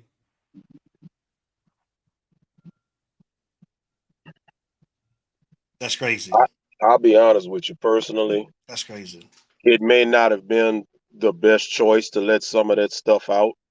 That maybe you have proceeded to have stayed in house. But the realness that he showed, just keeping it 100 with the way social media is, you know how these kids are. Remember when whatchamacallit transferred out, when Brashard transferred, for the bowl game, he's on Twitter laughing and stuff like that during the bowl game. These kids these days, they get on social media and just, they don't care. So the fact that he did maybe not make the best decisions as far as some of the stuff he let out, the fact that he still was man enough to speak his piece, I still respect him for that. I respect him and his realness for that. Now, was it a good decision with everything he let out? Probably not. Right. Especially knowing your coach. Right. I chalk it up as being naive, man. Naive, not knowing any better. That's how I chalk it up, bro. Like you talking about 19, 20-year-olds that are trying to figure this shit out. And that was a mistake. I don't know why he didn't come to us if he wanted to talk to somebody, but I'm sure it was just like, hey, Jacory, man, you'll come on the show, and you know what I'm saying? Yeah, I come on the show, and then yeah, I don't think he thought about what it looked like.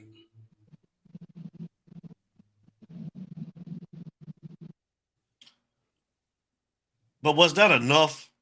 Was that enough to hold that over his head, though, Streeter? I mean, like, I think we can't prove that's why he's fourth. Right.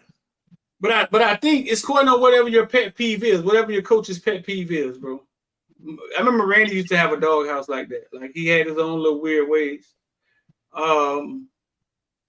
Yeah, it's going on whatever your pet peeves are. And Mario is big on information not getting out, bro. Like, so for him to candidly do that for an hour, it was hard for me to watch, to be quite frankly honest with you. Mm-hmm.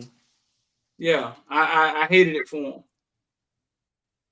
But I also didn't realize how smooth we were at cleaning them up and just making things I also didn't realize like how much care we did things with. Man, we've had kids come on and tell us they tore their ACL and all type of shit, and we just take it out. So what do he do, Streeter, if he's not QB number 2 after all of this is said and done, before we start when he enter the transfer portal and make a decision, what do you think he do? Do you think ultimately he stays or he leaves if he's not quarterback number 2? I know he wants to stay. I know he wants to stay. I know he all he wanted to do was get better at passing and be a Miami quarterback one day. But like I said, there's only so much somebody could take. Right. You didn't get a snap last year when you thought you were number 2. You didn't get a snap. So it's only so much somebody could take. I mean, the fans just think, oh, he's just not good. But I'd be like, listen, bro, you saw him play the Rutgers game. 2 or 3 touchdowns. How many touchdowns he had? I don't know. Didn't even have his full offensive line, did he, Streeter? Didn't have his full defense. He didn't have the other weapons that the other quarterbacks had in that game. You saw him with your own eyes. So for everybody who's like, man, he's still not accurate. He appeared just as accurate as TVD. You ask me. Thank you. A lot more accurate than Emory. A lot more mobile. I mean, the bottom line, a lot more accurate than Emory from what we've seen in Emory. All we can go off of what we've seen, Emory may have a hell of a future. Emory was not accurate versus Florida State. He was 8 for 23. A lot of the balls went in the ground. But we don't ever say that about those quarterbacks. We don't ever say it. Nope. Thanks. If Jacory goes to Florida State and go 8 for 23, like you'll be missing somewhere. You'll be missing in the woods somewhere. Like we're gonna be in the mountain. Right. You know what I'm saying? I don't know. Jacory had a bad game against Clemson. At Clemson that year, bro. He did. He had a bad game, but that was coming off a good game. You know what I'm saying? Like, but I don't. So you guys saw him versus Rutgers with your own eyes. Yes. And you still say he's inaccurate. Yep. They bypassed the 74-yard pass that was dropped by George to highlight passes that were going into the ground. I saw it so much, and I couldn't get over this. I'm like, are you serious? Right.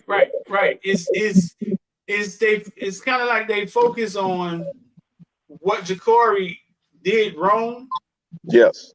And against Clemson, they focus on the one good pass Emory threw to Kobe Young.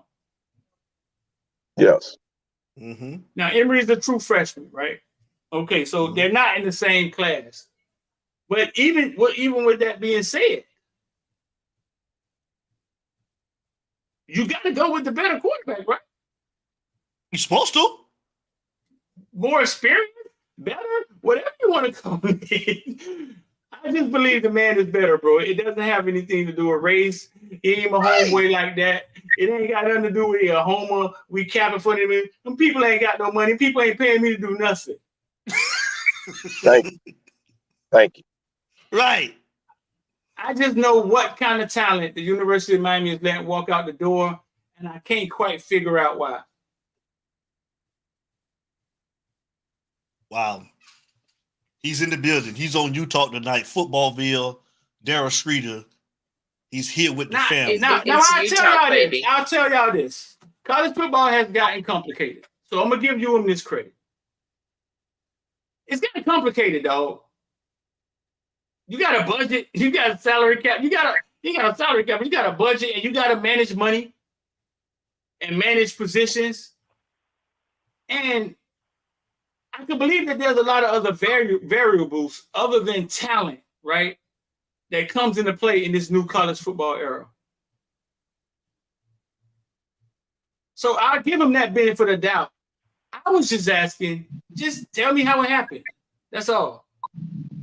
How did he go from first? And Street, I'll say this because I'm still on here. What's up? I'll just say this, and to answer that question, and I think that is the question, right? That how did it happen? For example, all right, you walk Cam in, the big money man, cool. I think everybody's cool with that. No problem. We dig it. We understand it. But if we say that people earn anything, I don't care if the roles will reverse. If you say that people earn everything, in the first day of practice, you already at the bottom of the ladder. Thank you.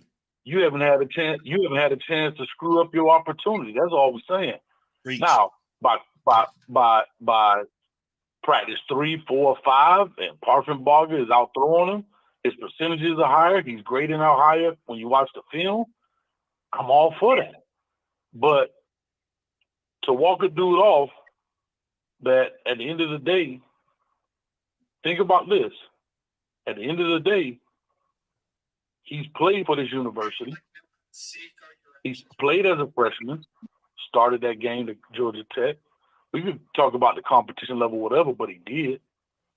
Played at Rutgers, played decent. It wasn't a world-beating performance, but it was. And to walk into practice at the bottom of the bottom of the ladder is, I think, where the real problem lies. It's like you've already dismissed him because I got a guy that went to Albany and threw 5,000 yards. I got a guy that's coming in that played last year. And actually, if I'm not mistaken, Emory didn't play, was in the very first practice because I don't think he still was cleared. And so you haven't done anything to lose your spot, per se. So when you say everything is earned, but the first day of practice, it looks like everything was given. And that's the problem, right? That's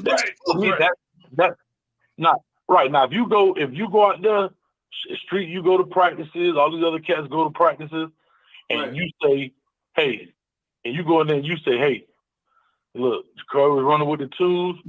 Parfenbarger got in there. He was 9 or 10 on his throws. Curry was 6 or 10 on his throws. I see why the depth chart changed. And I'll just give an example, right? I came in, y'all know I coached Joe Milton, the kid at Tennessee, whatever. I knew he was better than the kid that was a senior coming in. But I couldn't put Joe first because he had not earned it. It was that kid's job to lose. You understand what I'm saying? It was that kid's job to lose. Right. And so that's where the issue lies. You never gave Ja'Cory a chance to lose his job. He just lost it. And I think that's the problem. That's the damn problem. You never gave him an opportunity to lose his job. You gave the other people opportunity to step in front. And when people talk about spring ball, oh, the depth chart not set. No, it's not set. But these players still look at the depth chart. Depth charts matter to these players, right? Because guess what? We still give them numbers. Oh, he's 4th string, he's 3rd string, he's 2nd string, he's starting, he's not starting. And that's where that's why, like I said, where the problem lies on this whole thing, bro. Is that you never gave that kid the opportunity to lose his job. Instead, it was taken. But then when you go at the press conference, you say everything is earned. And that's where the contradiction lies. There you go. Damn, Mario, how was everything earned when this kid was on the roster, played for you 2 years, came in, bailed you out? Because he could have been a dude to be like, I'm not playing in the spring game. If he wanted to be a real a-hole about it, he could have dipped too. And think about it. We would have been a Power 5 program going into a bowl game with a walk-on quarterback. 2 walk-on quarterbacks on the roster. That's it. No other quarterbacks available. Right. Right. So even give me a little bit of loyalty to put me at second string, and then if I lose it, then I lost it. I can't deny it. Come on. That's all I'm saying. Come on. And that's all we've been saying. I was worried because he's big on loyalty. I'm big on loyalty. He's big on loyalty. So guess what? Well, damn, dog. That's all I'm saying. I know, dog. We gotta go do our Discord. We gotta go do our Discord, bro. Hey, Coach Hayes. That's funny, dog. Hey, Coach Hayes. Yeah, bro. Kyle Brad say, earn my ass. Lou Cristobal ain't earned shit. That's Kyle. That's Kyle from the Canesville show, man.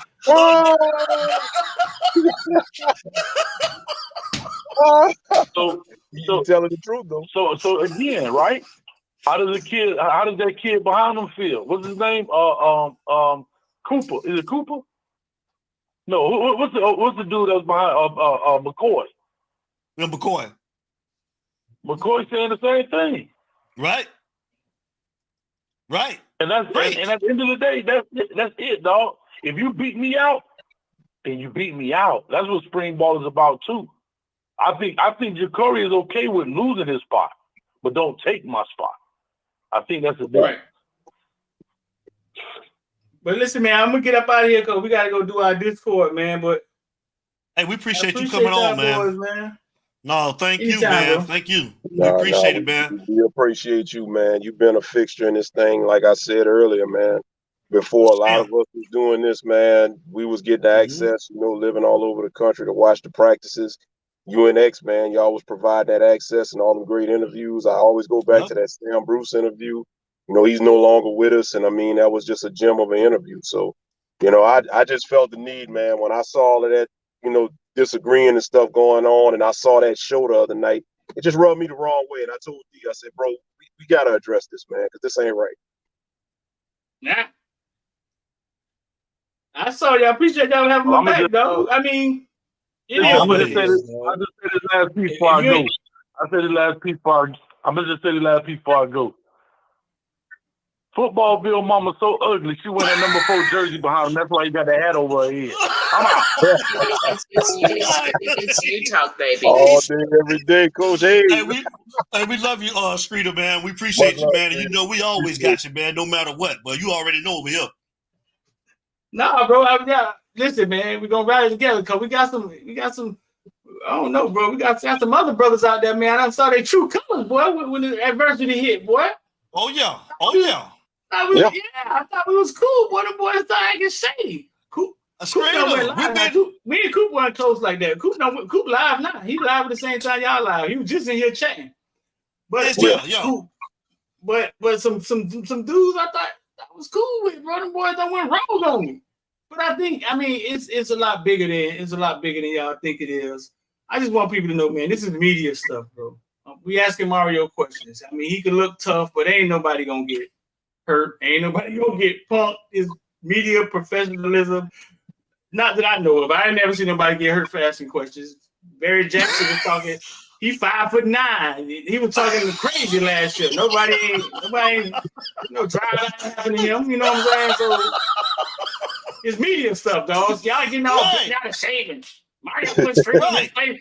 Man, it's media stuff, man. It's media stuff, bro. I got F with me, man. This stuff is not getting real. You know what I'm saying? It's just media stuff. We're professionals. That's why we're able to do it at that level. So yeah, and tell X2, man, for me. Tell X4 Streeter that he can always come over here and ask whatever questions that he wanna ask, and we're gonna let him answer. So tell him you're always welcome to come over here and talk. We're not gonna cut him off over here. Yeah, tell him he come over here. He can talk. Tell him we said what up. All right, man. Appreciate y'all, bro. All right, love you, Streeter, man. You be safe now. Take care, bro. We'll be in touch. Good one, brother. Yo. All right, Streeter. That's all I got, man. It's you talk, baby. Well, you got both of them on tonight, but you had Hayes and you had Streeter on, boy. You got the real on here tonight, man, on You Talk, man. Frankie Dog. Hey, we're going to take some more callers if y'all want to call up and talk about what you just heard, man. And what I'm going to do, too, I'm going to play this question that Susan Miller asked as well. She asked a question, and I want to get you guys' takes on what you thought about that, what his response was. You want me to run that real fast, Frank? Yeah. Put it out. Hey, Chris Kane, hold the line real quick. Hold the line, Chris Kane. This is Susan Miller asking him, is it anybody else that he think we don't know about that's going to be going into the transfer portal, you guys? Check it out. I think you guys are in the media. You got to write whatever story you think fits, but you're not at practice. And you're not behind the closed doors of real decision making, not some of the other stuff that people tend to put out there. You know what I mean?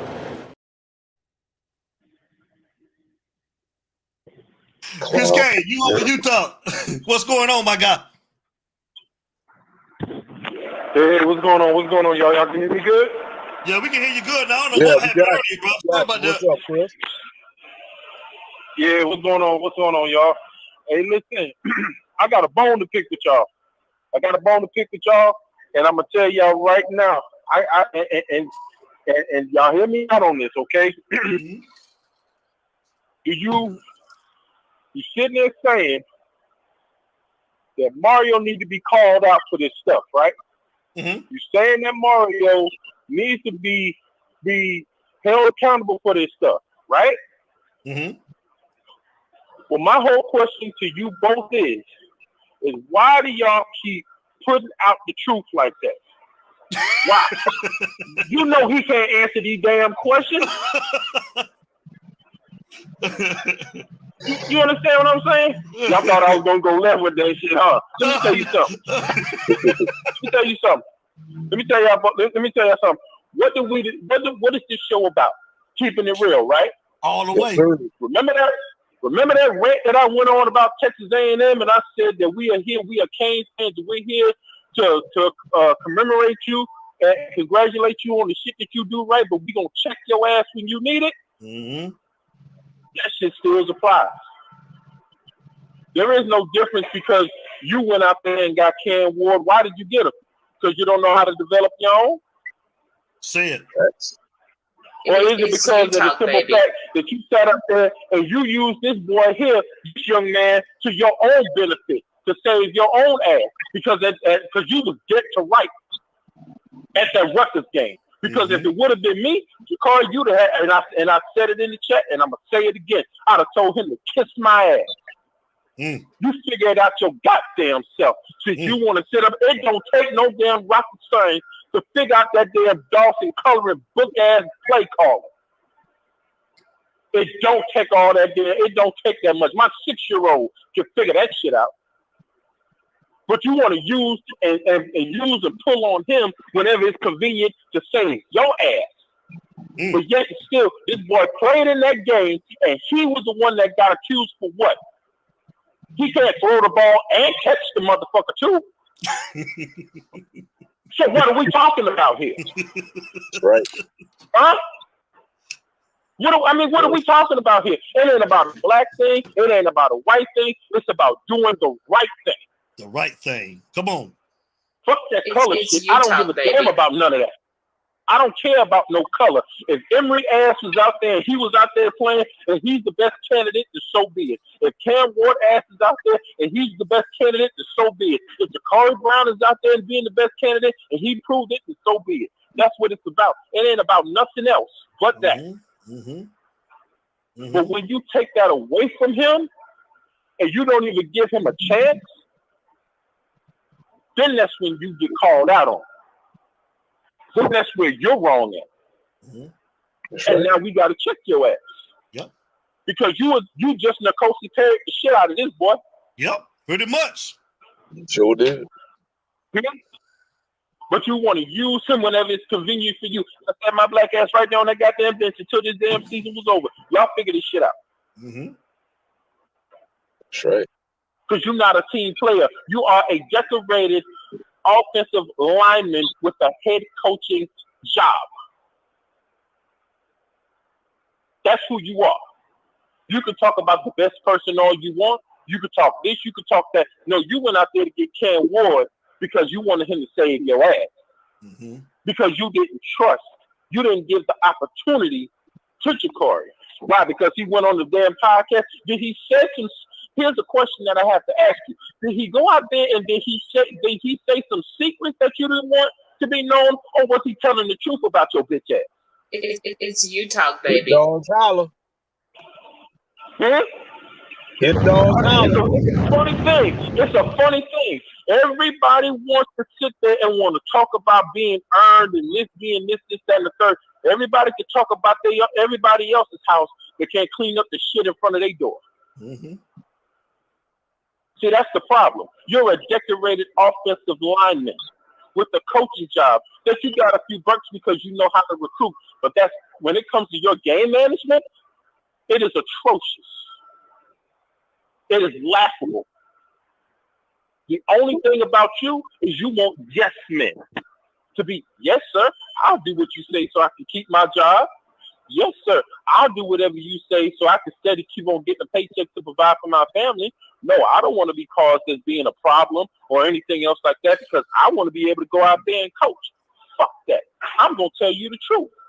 The simple fact is you don't like your ass to be challenged because you're scared of hearing the truth. That's the problem. And the problem is that when anybody else challenges your ass, you always got some slick shit to say, like you got merits.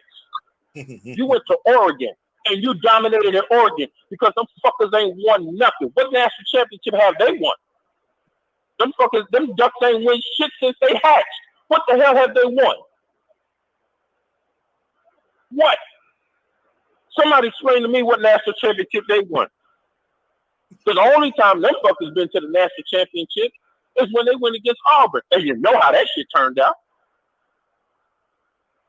So you want to paint this narrative that we're Miami, we're the U. No, you're just painting the narrative because you don't want to be challenged. You're just like a Manny Diaz. You're just taller and you speak Spanish. That's it. You don't like confrontation. You don't like anything that's being said that can put you on the hot seat. You always try to duck and go around the questions all you want. It don't matter. The only thing is you duck the questions in Spanish and Manny can't. That's it. You duck them shits in 2 languages.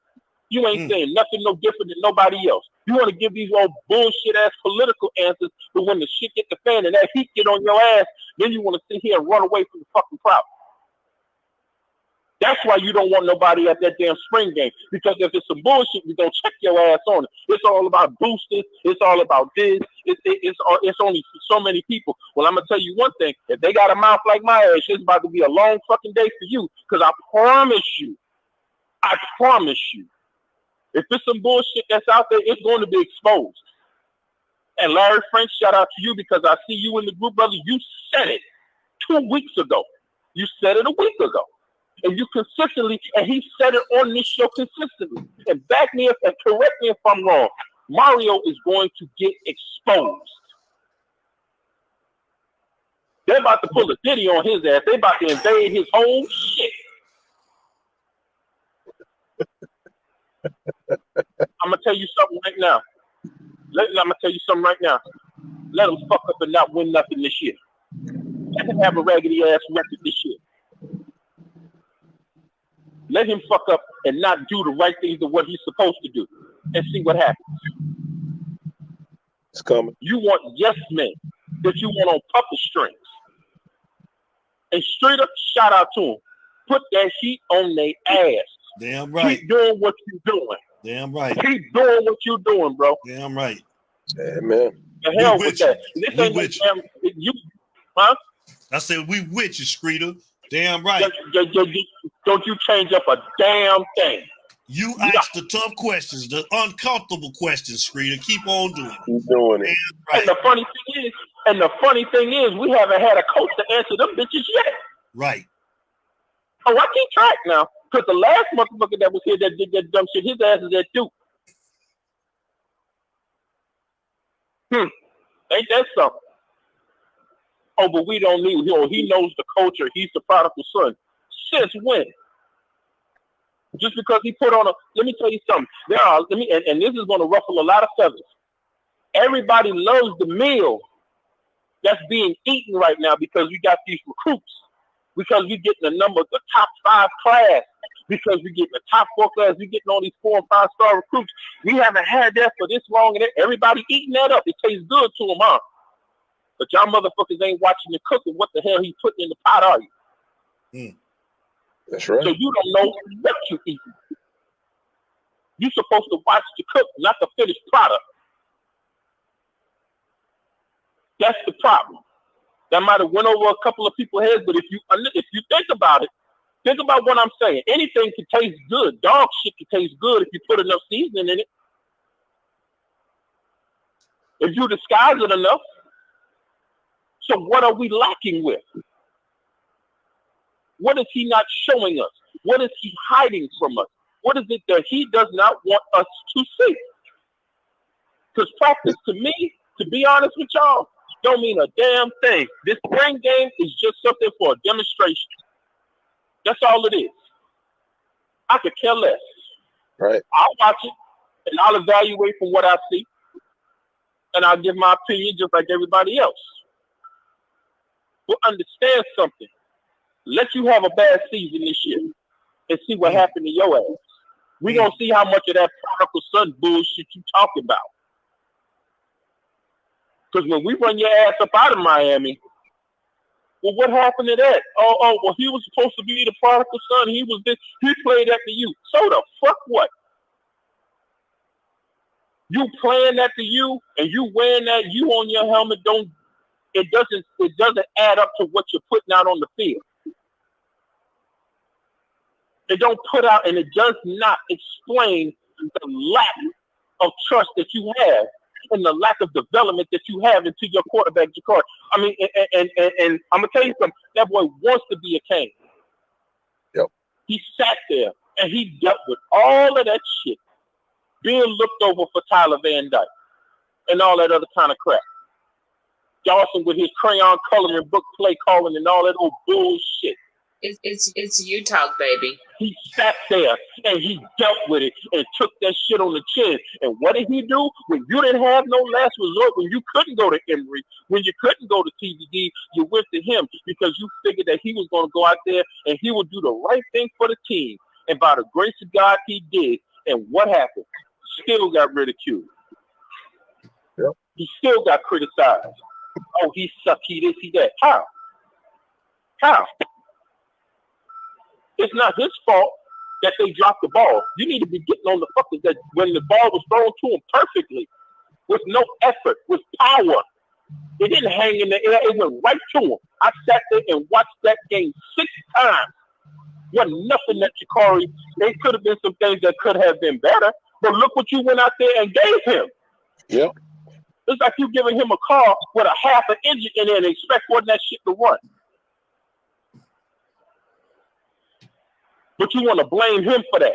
They kiss my ass, man. I'm going to tell you right now, you better be glad I ain't no damn booster. You better be glad it ain't in the budget. You're going to be sick of my ass. You're going to be sick of me. And everybody else that's on here that don't go to these damn games. Because why? We know what it's supposed to look like. We know what it's supposed to look like. You can't just expect for you to throw shit on the wall and make it stick. You know what this is supposed to mean. All I'm gonna tell you is this, and I'm about to get ready to go.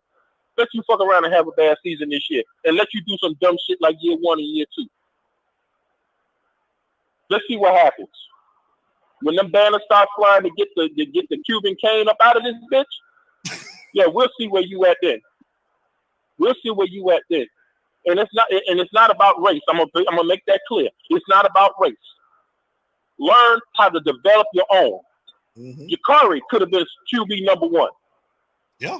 And if Cam Ward, and it could have been other ways around it. If Cam Ward came through here and he wanted to go ahead and have a competition, you should have kept it real with him. You can't pick and choose what you want to have competition with. You can't pick and choose that. Like I said, you can't be half in, half out. If you're gonna be having competition at wide receiver, it needs to go all the way down to damn QB. I don't give a damn what Cam Ward did. Cam Ward did that shit over there in the Pac-12. This ain't the damn Pac-12. It should have been an open competition between Ja'Cory Brown and Cam Ward. And then it should have been another one between the next one. And everybody needed to be evaluated. Not something being handed to somebody like you did to Tyler Van Dyke. And let you fuck around and let this be the black Tyler Van Dyke for your ass. Let's see how much that $900,000 that you spent on that. Let's see where that shit gets you at. Right. Let's see if you get your return investment on that shit that you spent instead of putting it towards your other athletes that been there and dealt with all of that kind of shit that nobody else had to deal with but them. Ridiculed, stepped over, and disrespected by your stupid ass. So in conclusion, I'm going to go on ahead and tell y'all, I'm going to holler at y'all, and I appreciate y'all bringing Streeter, Coach Hayes on, Larry Frank, D. Thank y'all, man. I haven't been here since day one. I might have been here day 15. But, man, this is the show that keeps it real and everything about it, man. And to everybody else, I'm going to holler at y'all. And as always, go Canes. I'll talk to y'all later. That's what's up. Love you, brother. You be safe, man. Have a great weekend. Yes, sir. Love y'all guys. Yes, all right, brother. Yes, sir. Chris Kane. It's you talk, baby. Great call. Shad, what's going on, Shad?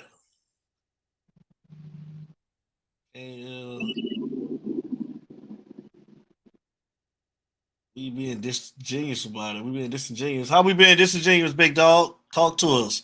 Yeah, break How that we down. being disingenuous? Yeah, please do, bro. Break that down. We played your chat, so you tell us how we being disingenuous. Yeah. Let me give you time to do that too, man. Give me 1 second, y'all. I want to play a video for y'all. Thank you to all the members that sign up for You Talk, man. We appreciate it.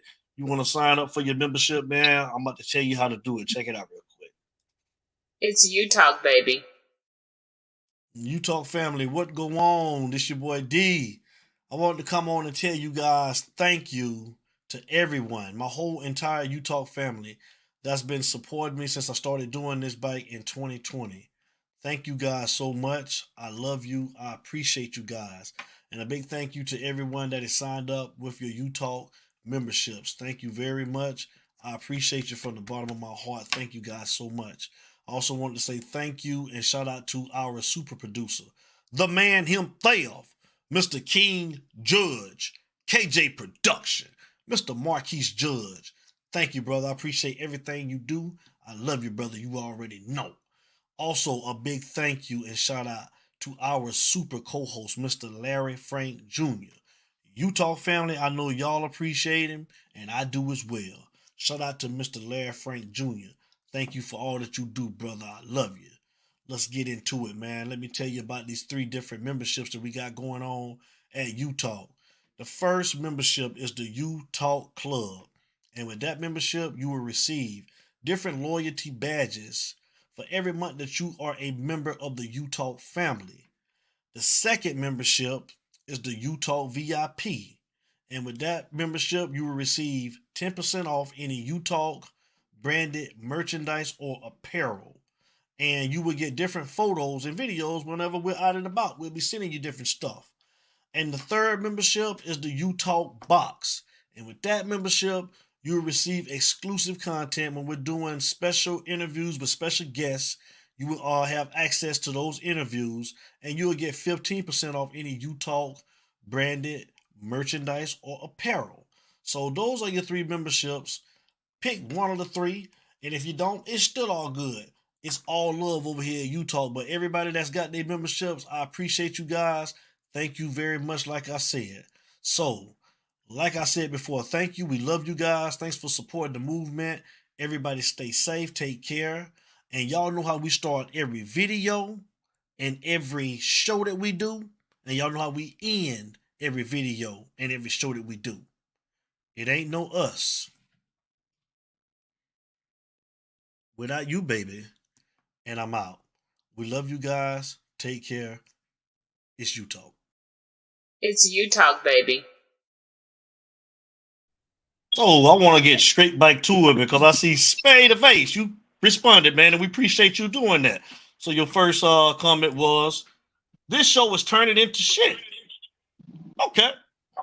And the second comment was, get the fuck out of here with the race car. My God. So Yo, okay. Hold on real quick, Kyle. I got you. Hold on real quick. Okay. We want to address, man, a gentleman. I don't know if he's a gentleman or a woman, but we got to read all of his comments because we don't discriminate over here. Bro, Jakuri is not good. Okay. The next one was stop copping for his skill. Said Mario is a racist because Jakuri isn't good. And the last comment, I think he said, I got one more after that. Caneville did the same bullshit with XR7 and Brashard. Push the same narrative he's doing now. Okay. Instead of admitting they just aren't good enough to start pushing an agenda. So if that's how you feel, respectfully, hey, it is what it is. And if this show is turning into shit, I want to say thank you for supporting it at the time that you've been supporting it. I appreciate it, bro. You got your opinion and we got ours. And it's always going to be like that over here in Utah. Go ahead, Larry Frank. I ain't never seen you before. I think you a plant, though. That's my opinion because I ain't never seen you over here. This is your first time commenting, but go ahead, Larry Frank. You got it. Let me real quick, and I'll give it to Kyle real quick. I ain't going to hold it long. If you feel this show is turning into shit, as Devin said, we appreciate you giving us the support. Thank you for contributing to the algorithm. Because anything that's turning into shit, I don't watch. So you're still watching, even though we're turning into shit. So we thank you for that. Secondly, you're saying race cards are being played. And how many times have we said that we're not saying that Mario is racist? We're just saying that it's some peculiar stuff. See, that's the problem. See. Now I'm going to get on my Kevin Samuels shit real quick. See, that's the problem with some of y'all. See, some of y'all hate for whenever real conversation gets brought up. Now, nobody said that Mario was a racist. Nobody said that. We can't prove that. That was one of the first things I said in my opening monologue. All I said was, it's just looking kind of strange in a lot of cases. You had Coach Hayes break it down about how it should have been done with spots being earned. He should have been put up there at number 2 and then let him lose his spot if he's not good. But no. Now, as far as you saying Jakuri ain't good, how do you know? How do you know Jakuri ain't good? How does anybody know? Because at the end of the day, I'm sorry. I'm going to just keep saying it. When you have a 75-yard bomb that was put on point and dropped by Jacoby George, don't tell me that ain't a good throw. Don't tell me that ain't a good throw. When you have another touchdown that was pretty much thrown to X and his butt was out the end zone or whatever, don't tell me. That potentially was a 3-passing touchdown, damn near 300-yard game. Well, I forgot how many yards he had on the ground with 2 touchdowns. And he did that with a makeshift offensive line and a bunch of other pieces, and he didn't do it with the starting offensive lineman or the starting offensive unit. So for you to say that he ain't good, you're entitled to your opinion, but I need you to prove it, because at the end of the day, you can't prove it because he hasn't been given ample opportunity to even try to get into the practice session and even try to work with the guys that he's working with. He's working with the practice squad right now. He's trying to be pushed out. So at the end of the day, hey, look, whatever you feel about Caneville, I can't speak on that. We just had Streeter and them on here. You should have said something when Streeter was here. You didn't say it. So at the end of the day, thank you for thinking that this show is turning into shit. We're going to keep doing what we do without turning into shitty ass. Thank you. Go ahead, Kyle. What's up, man? Kyle, what up? Come on with it, Kyle. It's you talk, baby. I know Streeter them on their own thing, and Hayes doing his thing too, because he normally come on late night too after you guys. But shout out to them cats for giving you guys some love on y'all page. You know what I'm saying? On y'all podcast, because they don't do that with everybody. For sure. And y'all platform give them an opportunity to really keep it real 1,000.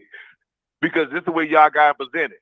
Y'all don't. Well, we got relationships. We got relationships with Streeter and Coach Hayes, man, from day one, man. Like, come on, guys, man. I already know. I'm just chopping up with people on there who may not know that. I already know that. Right. I already know. Mm-hmm. But that Spade dude, I don't know. Maybe he was reading some of the comments that I might have put on there a little earlier about the other side of the track. Yeah, I'm gonna put it out there. Yeah, I'm gonna goddamn say it. All them guys on the other side of the track down there in Miami is the other guys. I'm from Miami. I can say that shit. Carl Gables, that's a whole different beast from the part of Miami, me, Street, and Hayes from. That's a whole. Miami's a whole different place where Bain and all them other cats was from. We from the other side of Miami, the real Miami, not the fake Miami over there with Carl Gables at. So yeah, I'm gonna say it. I ain't gonna say racist, but them people, they judge us different on that side of town. I'm gonna say that. I'm born and raised in Miami, so I know what the play is.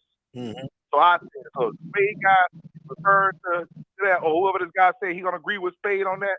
if y'all referring by what I said, you got damn right I said. And I ain't gonna.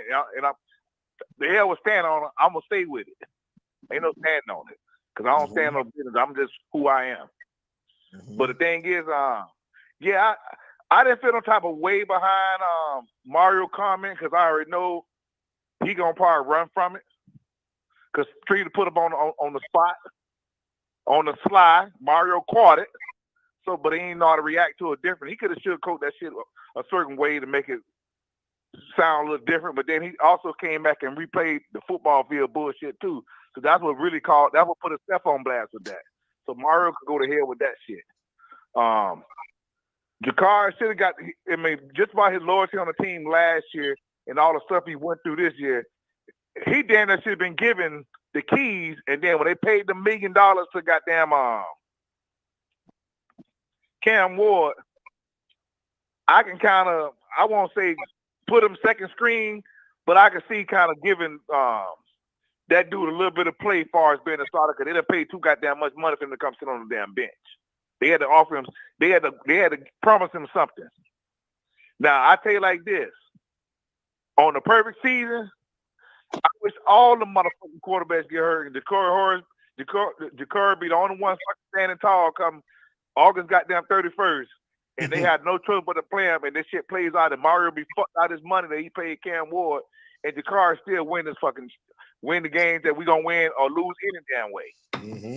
Because because Cam Ward's here, we ain't gonna win no more games than what Jakar gonna be here do the same thing. Because the same team still the same. Thank you. Same damn coaches. Well, the same. The same coaches there. He ain't gonna call shit.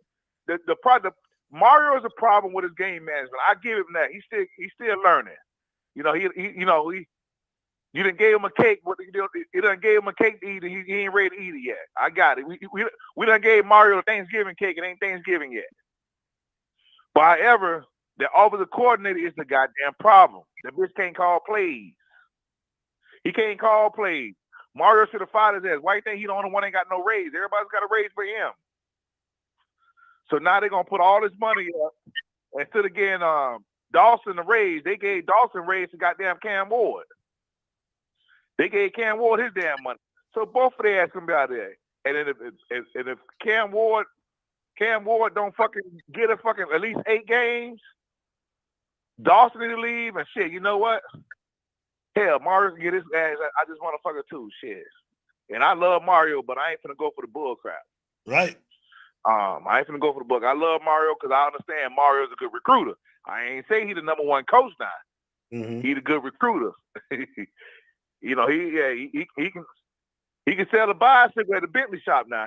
He can sell. I don't know what the hell he be on. Like what the other caller was just on the phone? Chris Kane. Well, Chris Kane, yeah. That's one of your day 1, 2 guys, ain't it? What did he come down to the spot when we was down here last year? No, Chris Kane didn't come down. He didn't come with us. No. Damn, that voice, man. He calls so much. That's why that voice so familiar. He calls so goddamn much. I'm used to that voice, man. Dang, man. But he don't play he don't play no games, boy. He like your boy from he just like your boy from Alabama, man. What's your boy from Alabama? From Mobile? Who that? He smoking. B-Mac. He smoking a cigar tonight and smoking B-Mac. Hennessy tonight. Oh, yeah, B-Mac. That's the we ain't heard from B-Mac tonight. Yeah, we ain't heard from B-Mac tonight, man. B-Mac probably on that road.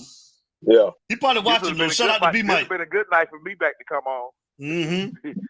But yeah, I mean, Hayes and Streeter, they be on top of it. You know, Streeter keep it real. You know, I follow their stuff all day because I'm sitting home all damn day. So I see most of all the podcasts and stuff. And you know, it wasn't a tricky question. It was a basic question. Right. It was basic. It was a basic question. Right. It wasn't no question to put too much thought into it or this and that. He could say, hey, you know, everything is given. That's your opinion. You know, it's still an open competition. He could have just left it like that. Right. Yeah. Right. Because the way Streeter asked the question, how did it go from 1 to 4? So Streeter kind of like answered the question by asking the question. So he kind of gave both things. So Streeter could, I mean, I can't see how Mario be some type of way because if you the head coach, you gotta understand some of these motherfuckers gonna ask some questions. See, only thing is, University of Miami people is not gonna put you on blast, but let ESPN, they ask them goddamn questions. Then you gotta answer them bitches. ESPN or goddamn Cairo 4 or Fox 5, whatever fuck the mother damn Stevie station is, he had to ask some questions like that. He won't have to be so broad like he did with Streeter. And then the thing is with Ja'Cory Brown, that interviewer just played him last year. He caught him flat-footed, and what he should have did, he should have gave him a list of all questions before he started answering them, before he asked them motherfucker like everybody normally do. So he kind of set that dude up for failure on that. They say he a grown man and he answered the question the way he answered. You right, but he should have gave a guy the heads up, and then he should have goddamn edited the shit before he played it out. Right. But yeah, man, that Mario struck a nerve tonight. Yeah, y'all got these boys going ham tonight, boy. Hey, Mario, I don't know, Mario might have a motherfucker on for his head tomorrow, boy, down there, so everybody know where he gonna be at. No, not so say Mario. It was more with Coop because, like I said, it was just disrespectful. Kyle, did you see that episode? Do you watch Coach Coop? Yeah, I seen it, but but I heard it. But see, Hayes them already talked about that all this week already. So I done heard they standpoint. His standpoint on that. Yeah, he stamped it already. That's why I kind of let it go.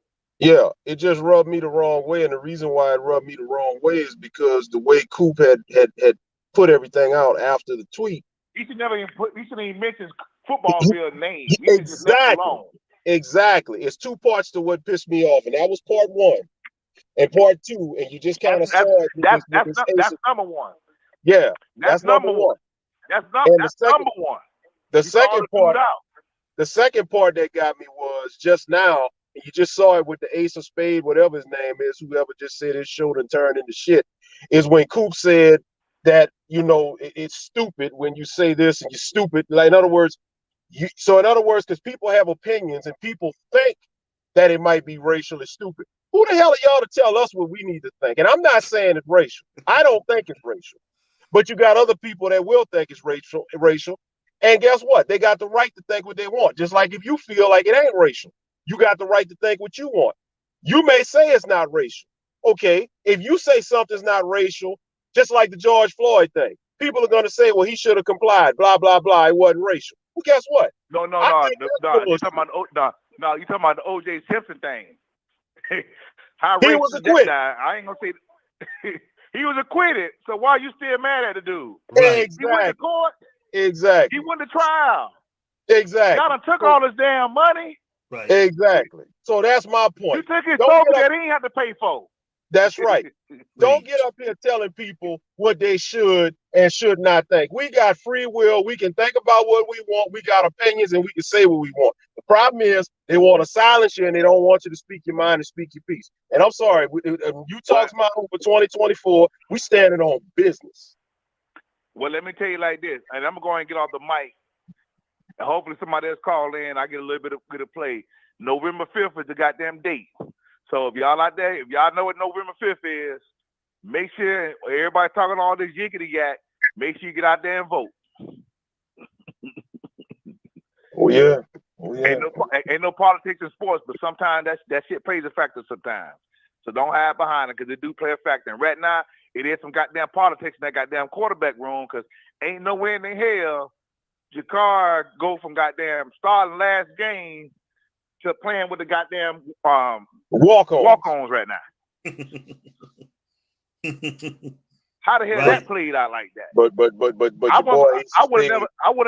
would have never gave him the starting lineup quarterback. True enough, I wouldn't have gave it to him, but I damn sure want to put him with the fucking walk-ons right now. Well, Kyle, I want to thank you because Ace of Spade just asked, you have no proof that Ja'Cory is not getting treated right, and you just gave a concrete example. Thank you, sir.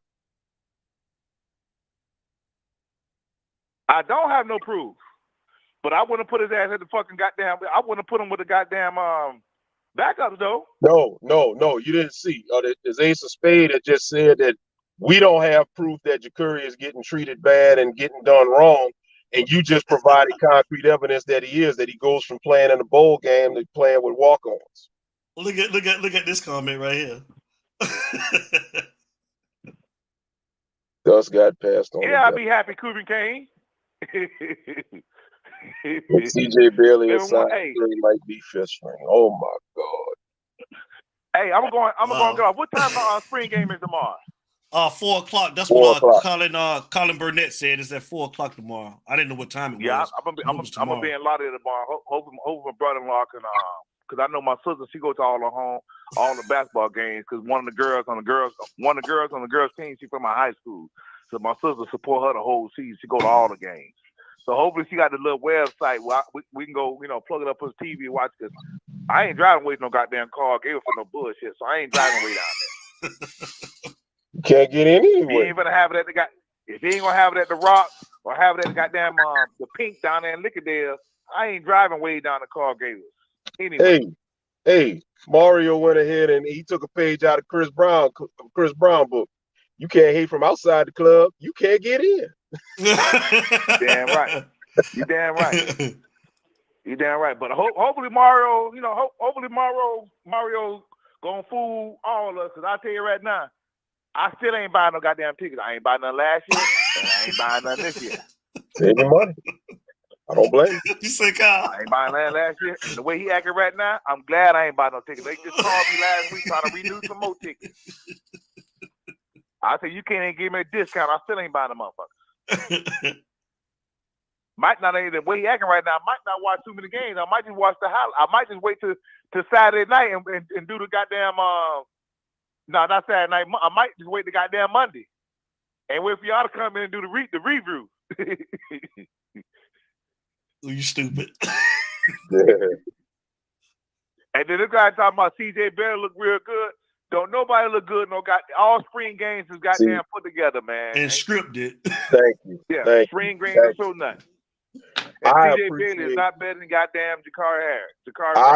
I appreciate the fact that you've been on it tonight, man. You've been dropping some gems. I appreciate the fact that you just basically showed that certain people just shouldn't talk about football. The spring game is nothing more than a celebration for the fans. It's supposed to get fan involvement, fan excitement. They ain't showing what they're gonna do. They're only out there kind of, running extreme vanilla versions of a vanilla playbook. Mario don't even put a show on for the spring. Right. They still don't put a show on for the spring. They don't be throwing deep balls and flea flickers and all that. They don't do that shit at the spring game. They don't exactly. And I've been to them the last three years. They don't do that shit. Yeah. They don't even put a show on. Only thing you sitting out there doing is burn up fucking hot out there. It's fucking hot as fuck out there. That's the only damn thing. You sweating your ass off. So I'm glad he did the spring game down at the goddamn Carl Gables. Right. With that damn gaggle, military, we call them gaggle fuck. Like the gaggle fuck down there, because I don't see how they even got. I don't even see how they're gonna get 500 people in there. You ain't got nowhere to damn park. You ain't got nowhere to park at. Where they gonna park at? Ain't nowhere to park. It ain't nowhere to park just for the little 500 people that shows up. I mean, 200 or 300 people ain't nowhere to park. That shit gonna be crazy. I wish wait till Coach Hayes and park. I don't know if Coach Hayes say he's not going to it tomorrow. I'm pretty sure Street and them going to it tomorrow. I guarantee. Watch them jokers tell like, man, shit, you ain't had nowhere to damn park at around here. Ain't nowhere to park. This spring, remember, you gotta remember this, right? How many players on the team? Oh Lord. How many players they got what? Like 60 players on the team? This NIL deal, right? So everybody got cars. Now, shit, the goddamn players by themselves gonna take out the parking lot. Hold on, Frank. Hold on. Look at the next one. Yeah, we do. We do you? We all bleed orange and green, but can't we have uncomfortable conversations, sir or ma'am, respectfully? I ask. Go ahead. We bleed orange and green. I'm gonna get off. But guess what? Okay, we also got common goddamn sense too. Hey, I take care all about you, man. I love you, bro. Be safe. Have a great weekend, bro. All right. See, great song, baby. It's always the new people that just come in, bro, and that's funny to me, man. That's funny. Go ahead, though, Frank. You saying bleed orange and green? We do bleed orange and green. But over here, we keep it 100. If we're deficient and lacking and there's a problem, we call it out. We don't turn a blind eye to that. See, that's the problem. Go to them other shows if you don't want to hear the reality and what we talk about. Yes. Go to them other shows if you just want to hear lies and be swayed and this and that. Because at the end of the year, when we finish 8-4 or 7-5, like we've been doing the last couple of years or whatever, or 5-7 or whatever, y'all over there from them other shows around here, you know, I can't believe this, I can't believe this. Over here, our people know because we tell y'all what to look for. Y'all believe me, we done covered that too. We done covered that. We done talked about that too, but we talk about everything over here. Guess what though? Guess what, Chatter? Guess what, Chatter? That's part of it. But we done already covered it, bro. Or ma'am, whatever you are, whoever you are, you can't ignore the fact that we got deficiencies. Just like you got Mark Fletcher with this Liz Frank injury to his foot. Yeah, they say he's gonna be back, and I hope he is back. But you got Chaney gone, you got Parrish gone, and this is a Kelly. injury. He just got in the portal. Najee Kelly going into his third year. Yeah. Second year was hurt. First year he played okay. So that's why I don't even get that excited about recruits, man, because the player gonna be here today and be gone tomorrow. So you got to coach what's on the roster. So you got to coach what's on the roster. So at the end of the day, y'all want to get mad at us because we tell y'all the stuff y'all don't want to hear. Thank you. We appreciate it, ma'am or miss. We appreciate it. Yeah, definitely. Yeah. You know, we just talk about everything over here. We don't shy away from nothing. Yeah. Nothing. That's all we ask. That's all we ask. If you rock with us, if you don't rock with us, we respect that because we know not everybody wants to hear the uncomfortable stuff, but we cover everything. We don't shy away from nothing. Nothing. And it ain't gonna stop nothing we doing over here. We still gonna have the guests. We still gonna bring you everything that we've been bringing you before. That's nothing. Right. It don't stop nothing over here. Nothing. You don't gotta kiss ass to get guests over here. If you was here from day one, you know what's over here. So you already know. So we ain't doing it. Hey Frank, we ain't with the press to where we gotta tiptoe around certain subjects to get certain players to come on. We don't have to do that over here. No, we don't. Look, Streeter said that they gotta maintain professionalism. Well, guess what? We don't. We gonna keep it 100. And to quote my boy that runs this whole thing, Devin, as Devin has been saying, and I'm gonna reiterate what he said. We ain't got no sponsors, so it don't really matter with us. We gonna keep it 100. This shit ain't paying no bills, but we work over here, so we Gucci. We do this for fun. We do this for fun. We do this for fun, man. We do this for fun. We do this for enjoyment, and we do this for the people. It's the people show. So it's the people show, baby. You don't like it, that's cool. Voice your opinion. You got the phone line. Hell, don't just type it. Call and tell us what you don't like. We ain't gonna stop. Yeah. We ain't gonna stop it. We want you to call up. We look at us. Our boy, Will I Am. That's a Florida State fan, but this our guy. This our guy right here. He called in. We play the Florida fans. We do everything over here, man. It ain't no hate. Definitely call. I'm gonna play your chat. If you call us an asshole, we're gonna play it. It don't matter, man. We're gonna show love regardless. We don't care. Say what you say. Yeah. It's Utah, baby. You already know. Will is a diehard Florida State fan. Gave us hell last year. But guess what? It's all love with his old peanut head ass. That's our guy. Yeah. Listen, y'all. And if you done been a member of this show, man, since day one or for a good little while, y'all know it's 10:30. Y'all know what time it is, boy. Derek Offer, Darren Rayford, Cannon, Frankie Dawg, they know about time to get them vittles, man. I ain't had no vittles. It's about, man, we've been going for 2 hours and 28 minutes. I think this might be a damn record, man. This might be a record. Pretty close, man. It's up there. It's up there. So, Frankie Dawg, man, give him something to get out of here on, man. So, I think we coming back in 2 weeks. Yeah, we'll be back in 2 weeks, y'all, because we got Utah winning at the Game of Life next Saturday night, where we bring on entrepreneurs, man, give everybody an opportunity to come on and promote their business, to where we're going to have different topics. Frank finna elaborate on it a little bit. Go ahead and talk to him. Yeah. I believe what is April 19th, right? What's the date on that? I think it's the 19th. The 19th. Whatever that Saturday is, it's the 19th, I think. I ain't for sure. So that's next Saturday. So that's a week from tomorrow. We will be back winning at the Game of Life with special guest is going to be Terry Ware, Devin's partner. Grew up together. He's become a good friend of mine. Very intelligent brother. He's an actor, an author. I ain't gonna spoil it. I'm gonna let him, when he come on here, tell y'all, what he's got going on. And also not just what he's got going on, but we're going to strike up a topic. You know, whatever the topic is, we're going to have a random conversation. And just like you guys engage with us tonight, we ask that you come back and engage with the topic. It's going to be topics that's pertinent to the culture. Look, man, let me give these quick departing words, man. Thank you, man. It's a whole lot of people. Let me ask you a question, right? Yeah. I got another caller. I think that's all I got, man, because we ain't heard from him all night. I think that's the magic, man. Let's get one more. Oh, we got to make room for Mr. Magic. Oh yeah. That's like winning the Powerball. Bring him on in. I think this him, man. Is this our guy? Is this our guy?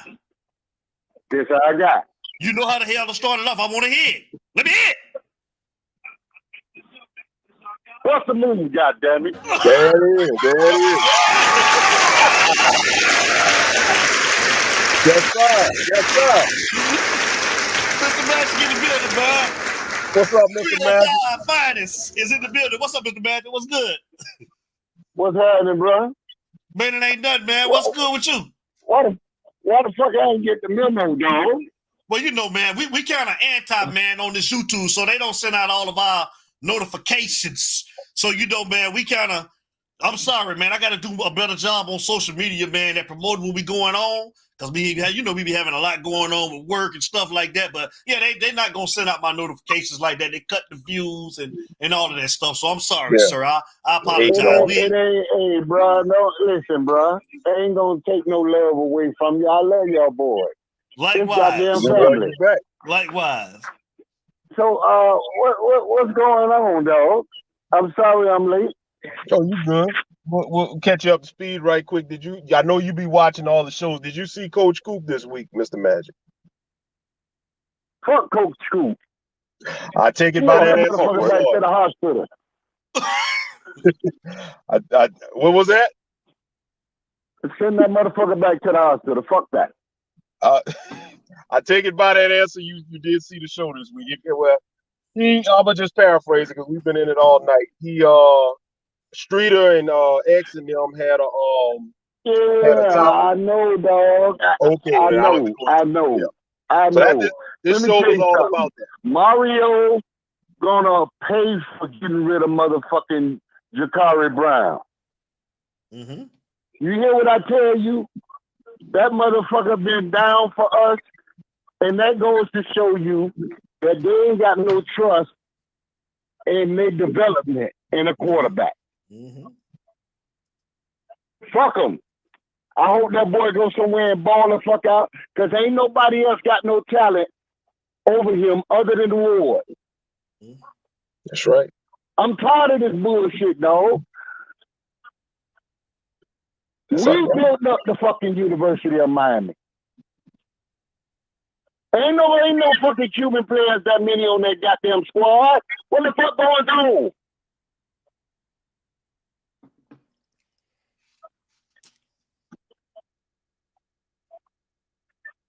You want to go down there and get a motherfucking Pop-Tart that's motherfucking 5'9", and they talk about he looking like Johnny Manziel.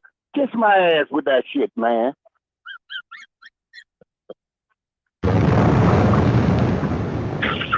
You know I'm at the pub, right?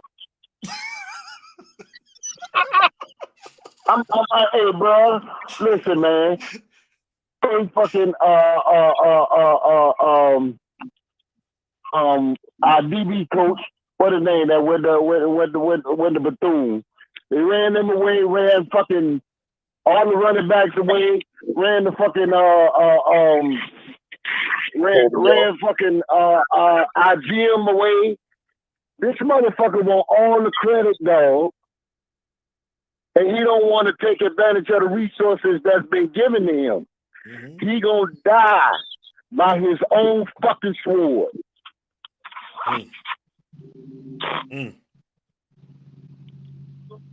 Yeah, man.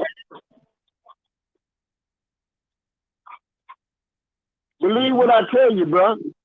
If these motherfuckers don't get over 10 wins this fucking year, watch the hot seat this son of a bitch be in, and then you gonna tell me, Mr. Magic, you was motherfucking right. Because I'm tired of seeing the bullshit, dude. How you get all these transfer players in the first 2 years, and now you getting rid of players that you fucking recruited and told their mama that you had them? Talk to me about that. I told y'all at the beginning of the spring, we young. We ain't got no fucking veterans on this team. No. No fucking veterans. So how the hell we gonna go out there and get led by a quarterback when we got holes in the defense? We don't know who the fuck gonna be our left tackle. We don't know what the hell going on.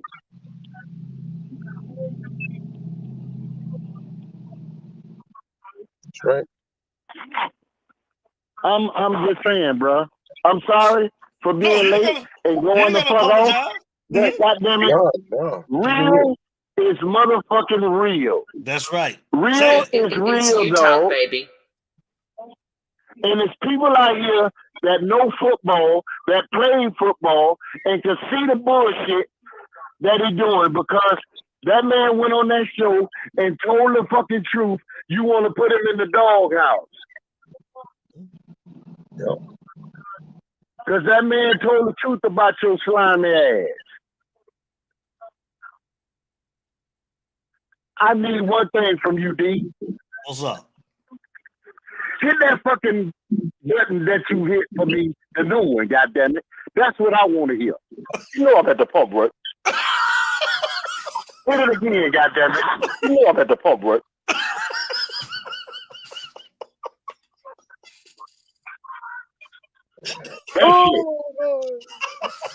Because that's what's going on down here. That's what the fuck is going on down here. Because, see, yeah, you done finally got you some decent coaches in here. You done got you some decent players. But now you fucking killing off the players that's supposed to be going to sophomore year. You cutting them and sending them on their fucking way. When the fuck we going to have some leadership? Other than motherfuckers coming from the portal. Develop. Yep.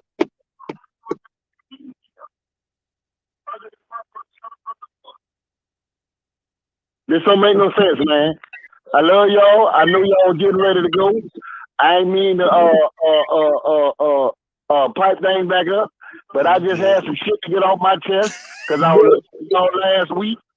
I ain't see y'all. I was kind of distraught, but it carried over to this week, and I had to get it off. Hey, no problem, Mr. Magic. You already know. Nothing but love, brother. You know what I'm saying? I don't give a fuck about Mario. I ain't got no connection, but there ain't no way. He put that boy, what his name? That just left, number 9. Put that boy on the billboard. Told his mama all kind of shit, and now you kicking the man out the goddamn door. I heard that he, he young and he ain't take his fucking rehab serious. And if that's the case, then that's on him. You talking about Kelly? Kelly, yeah. But I'm telling you, bro, you cannot eat your own fucking kids, man. You can't eat your own kids. You can't. I love y'all boys, man, and I'm gonna listen to the rest of the show. All right, Mr. Magic, love you, man. You have a good weekend. I'm gonna get it for you one more time. Man. All right. Hey, matter of fact, how the family, man? How the family? Everybody good on my end, man. Everybody good. I'm trying to break out of here tonight, man. I don't like to eat fast food that late, but boy, I gotta go get me some groceries though, bro. So everybody go get you some groceries, man. I'm sorry for holding y'all up, man. No. You ain't listen, bro. Hey, nothing last night. He said how the family is. Family great. Yeah. Great, Mr. Magic. We good. All right, brothers. Y'all be good. All right. Love you, Mr. Magic. Talk to you. Yes, sir. Man. All right. Love you back. Mr. Magic, y'all. It's you talk, baby. One more time for Mr. Magic. You know I'm at the pub, right? All right, left. Hey, look, man. I just said all I needed to say. Let me just add like this, bro. Like I said, next Saturday night on the 19th, be here for Winning at the Game of Life. We're gonna have some good conversation, not football related, but it's gonna be life related. So A lot of good stuff coming up with that. Listen, man, we know it was a little fire tonight, but hey, man, that's what we do over here, man. We have real conversation, no matter how uncomfortable it might get. We want to thank everybody for joining us. If you roll with us and rock with us, thank you. If you don't like us and don't agree with us, we thank you as well. You spent your time with us, we appreciate you. One way or the other, man. It's the People's Show, and to whatever side you're on, you are the people. So we can't do this without y'all. As Devin would always say, ain't no us without you. So we thank you. Like, subscribe, hit the notification bell, tell your people to tell their people. And you know, we're getting closer to football season. So hey, man, it's gonna be a lot of conversation. So we just going in all kind of directions. Have a great weekend, have a safe weekend, stay prayed up. And if the Lord says it the same, we will see you guys next Saturday and in a couple of weeks or whenever for the next football show. Well said, Larry Frank, man. I appreciate you, man. We appreciate everybody. Thank you all for your commentary, your calls, your chats. Love all of you guys. Like he said, the ones that are indifferent, the ones that agree, it's a show, man. You know, we just do it for the people, man. So everybody can have a voice. That's why the show is called The People Show. Like Larry Frank said, we love everybody. We'll be coming back next Saturday for the U-Talk Winning at the Game of Life at 8 p.m. Set the show up, set the flyers. You'll see them flying on Instagram. Follow us on UTalkSportsShow.com, UTalkSportsShow@gmail.com. Follow us on everything, U-Talk Sports Show, Facebook, TikTok, Instagram. Everything is all the same, U-Talk Sports Show. So it's been real. Everybody have a great weekend. Stay safe. And y'all know how we start every show. And y'all know how we end every show. It ain't no us. Larry Frank can't throw it up, y'all, but I'm going to throw it up. I'll give you a Not half you, baby. We love y'all. Stay Love safe. Be done. Stop telling all my damn business, too, but I was off today, man. It don't matter. I still got to go get these groceries, man. We love y'all.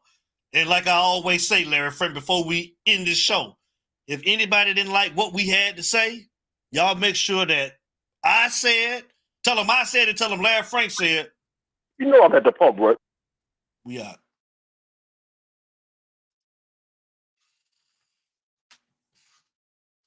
It's you talk, baby.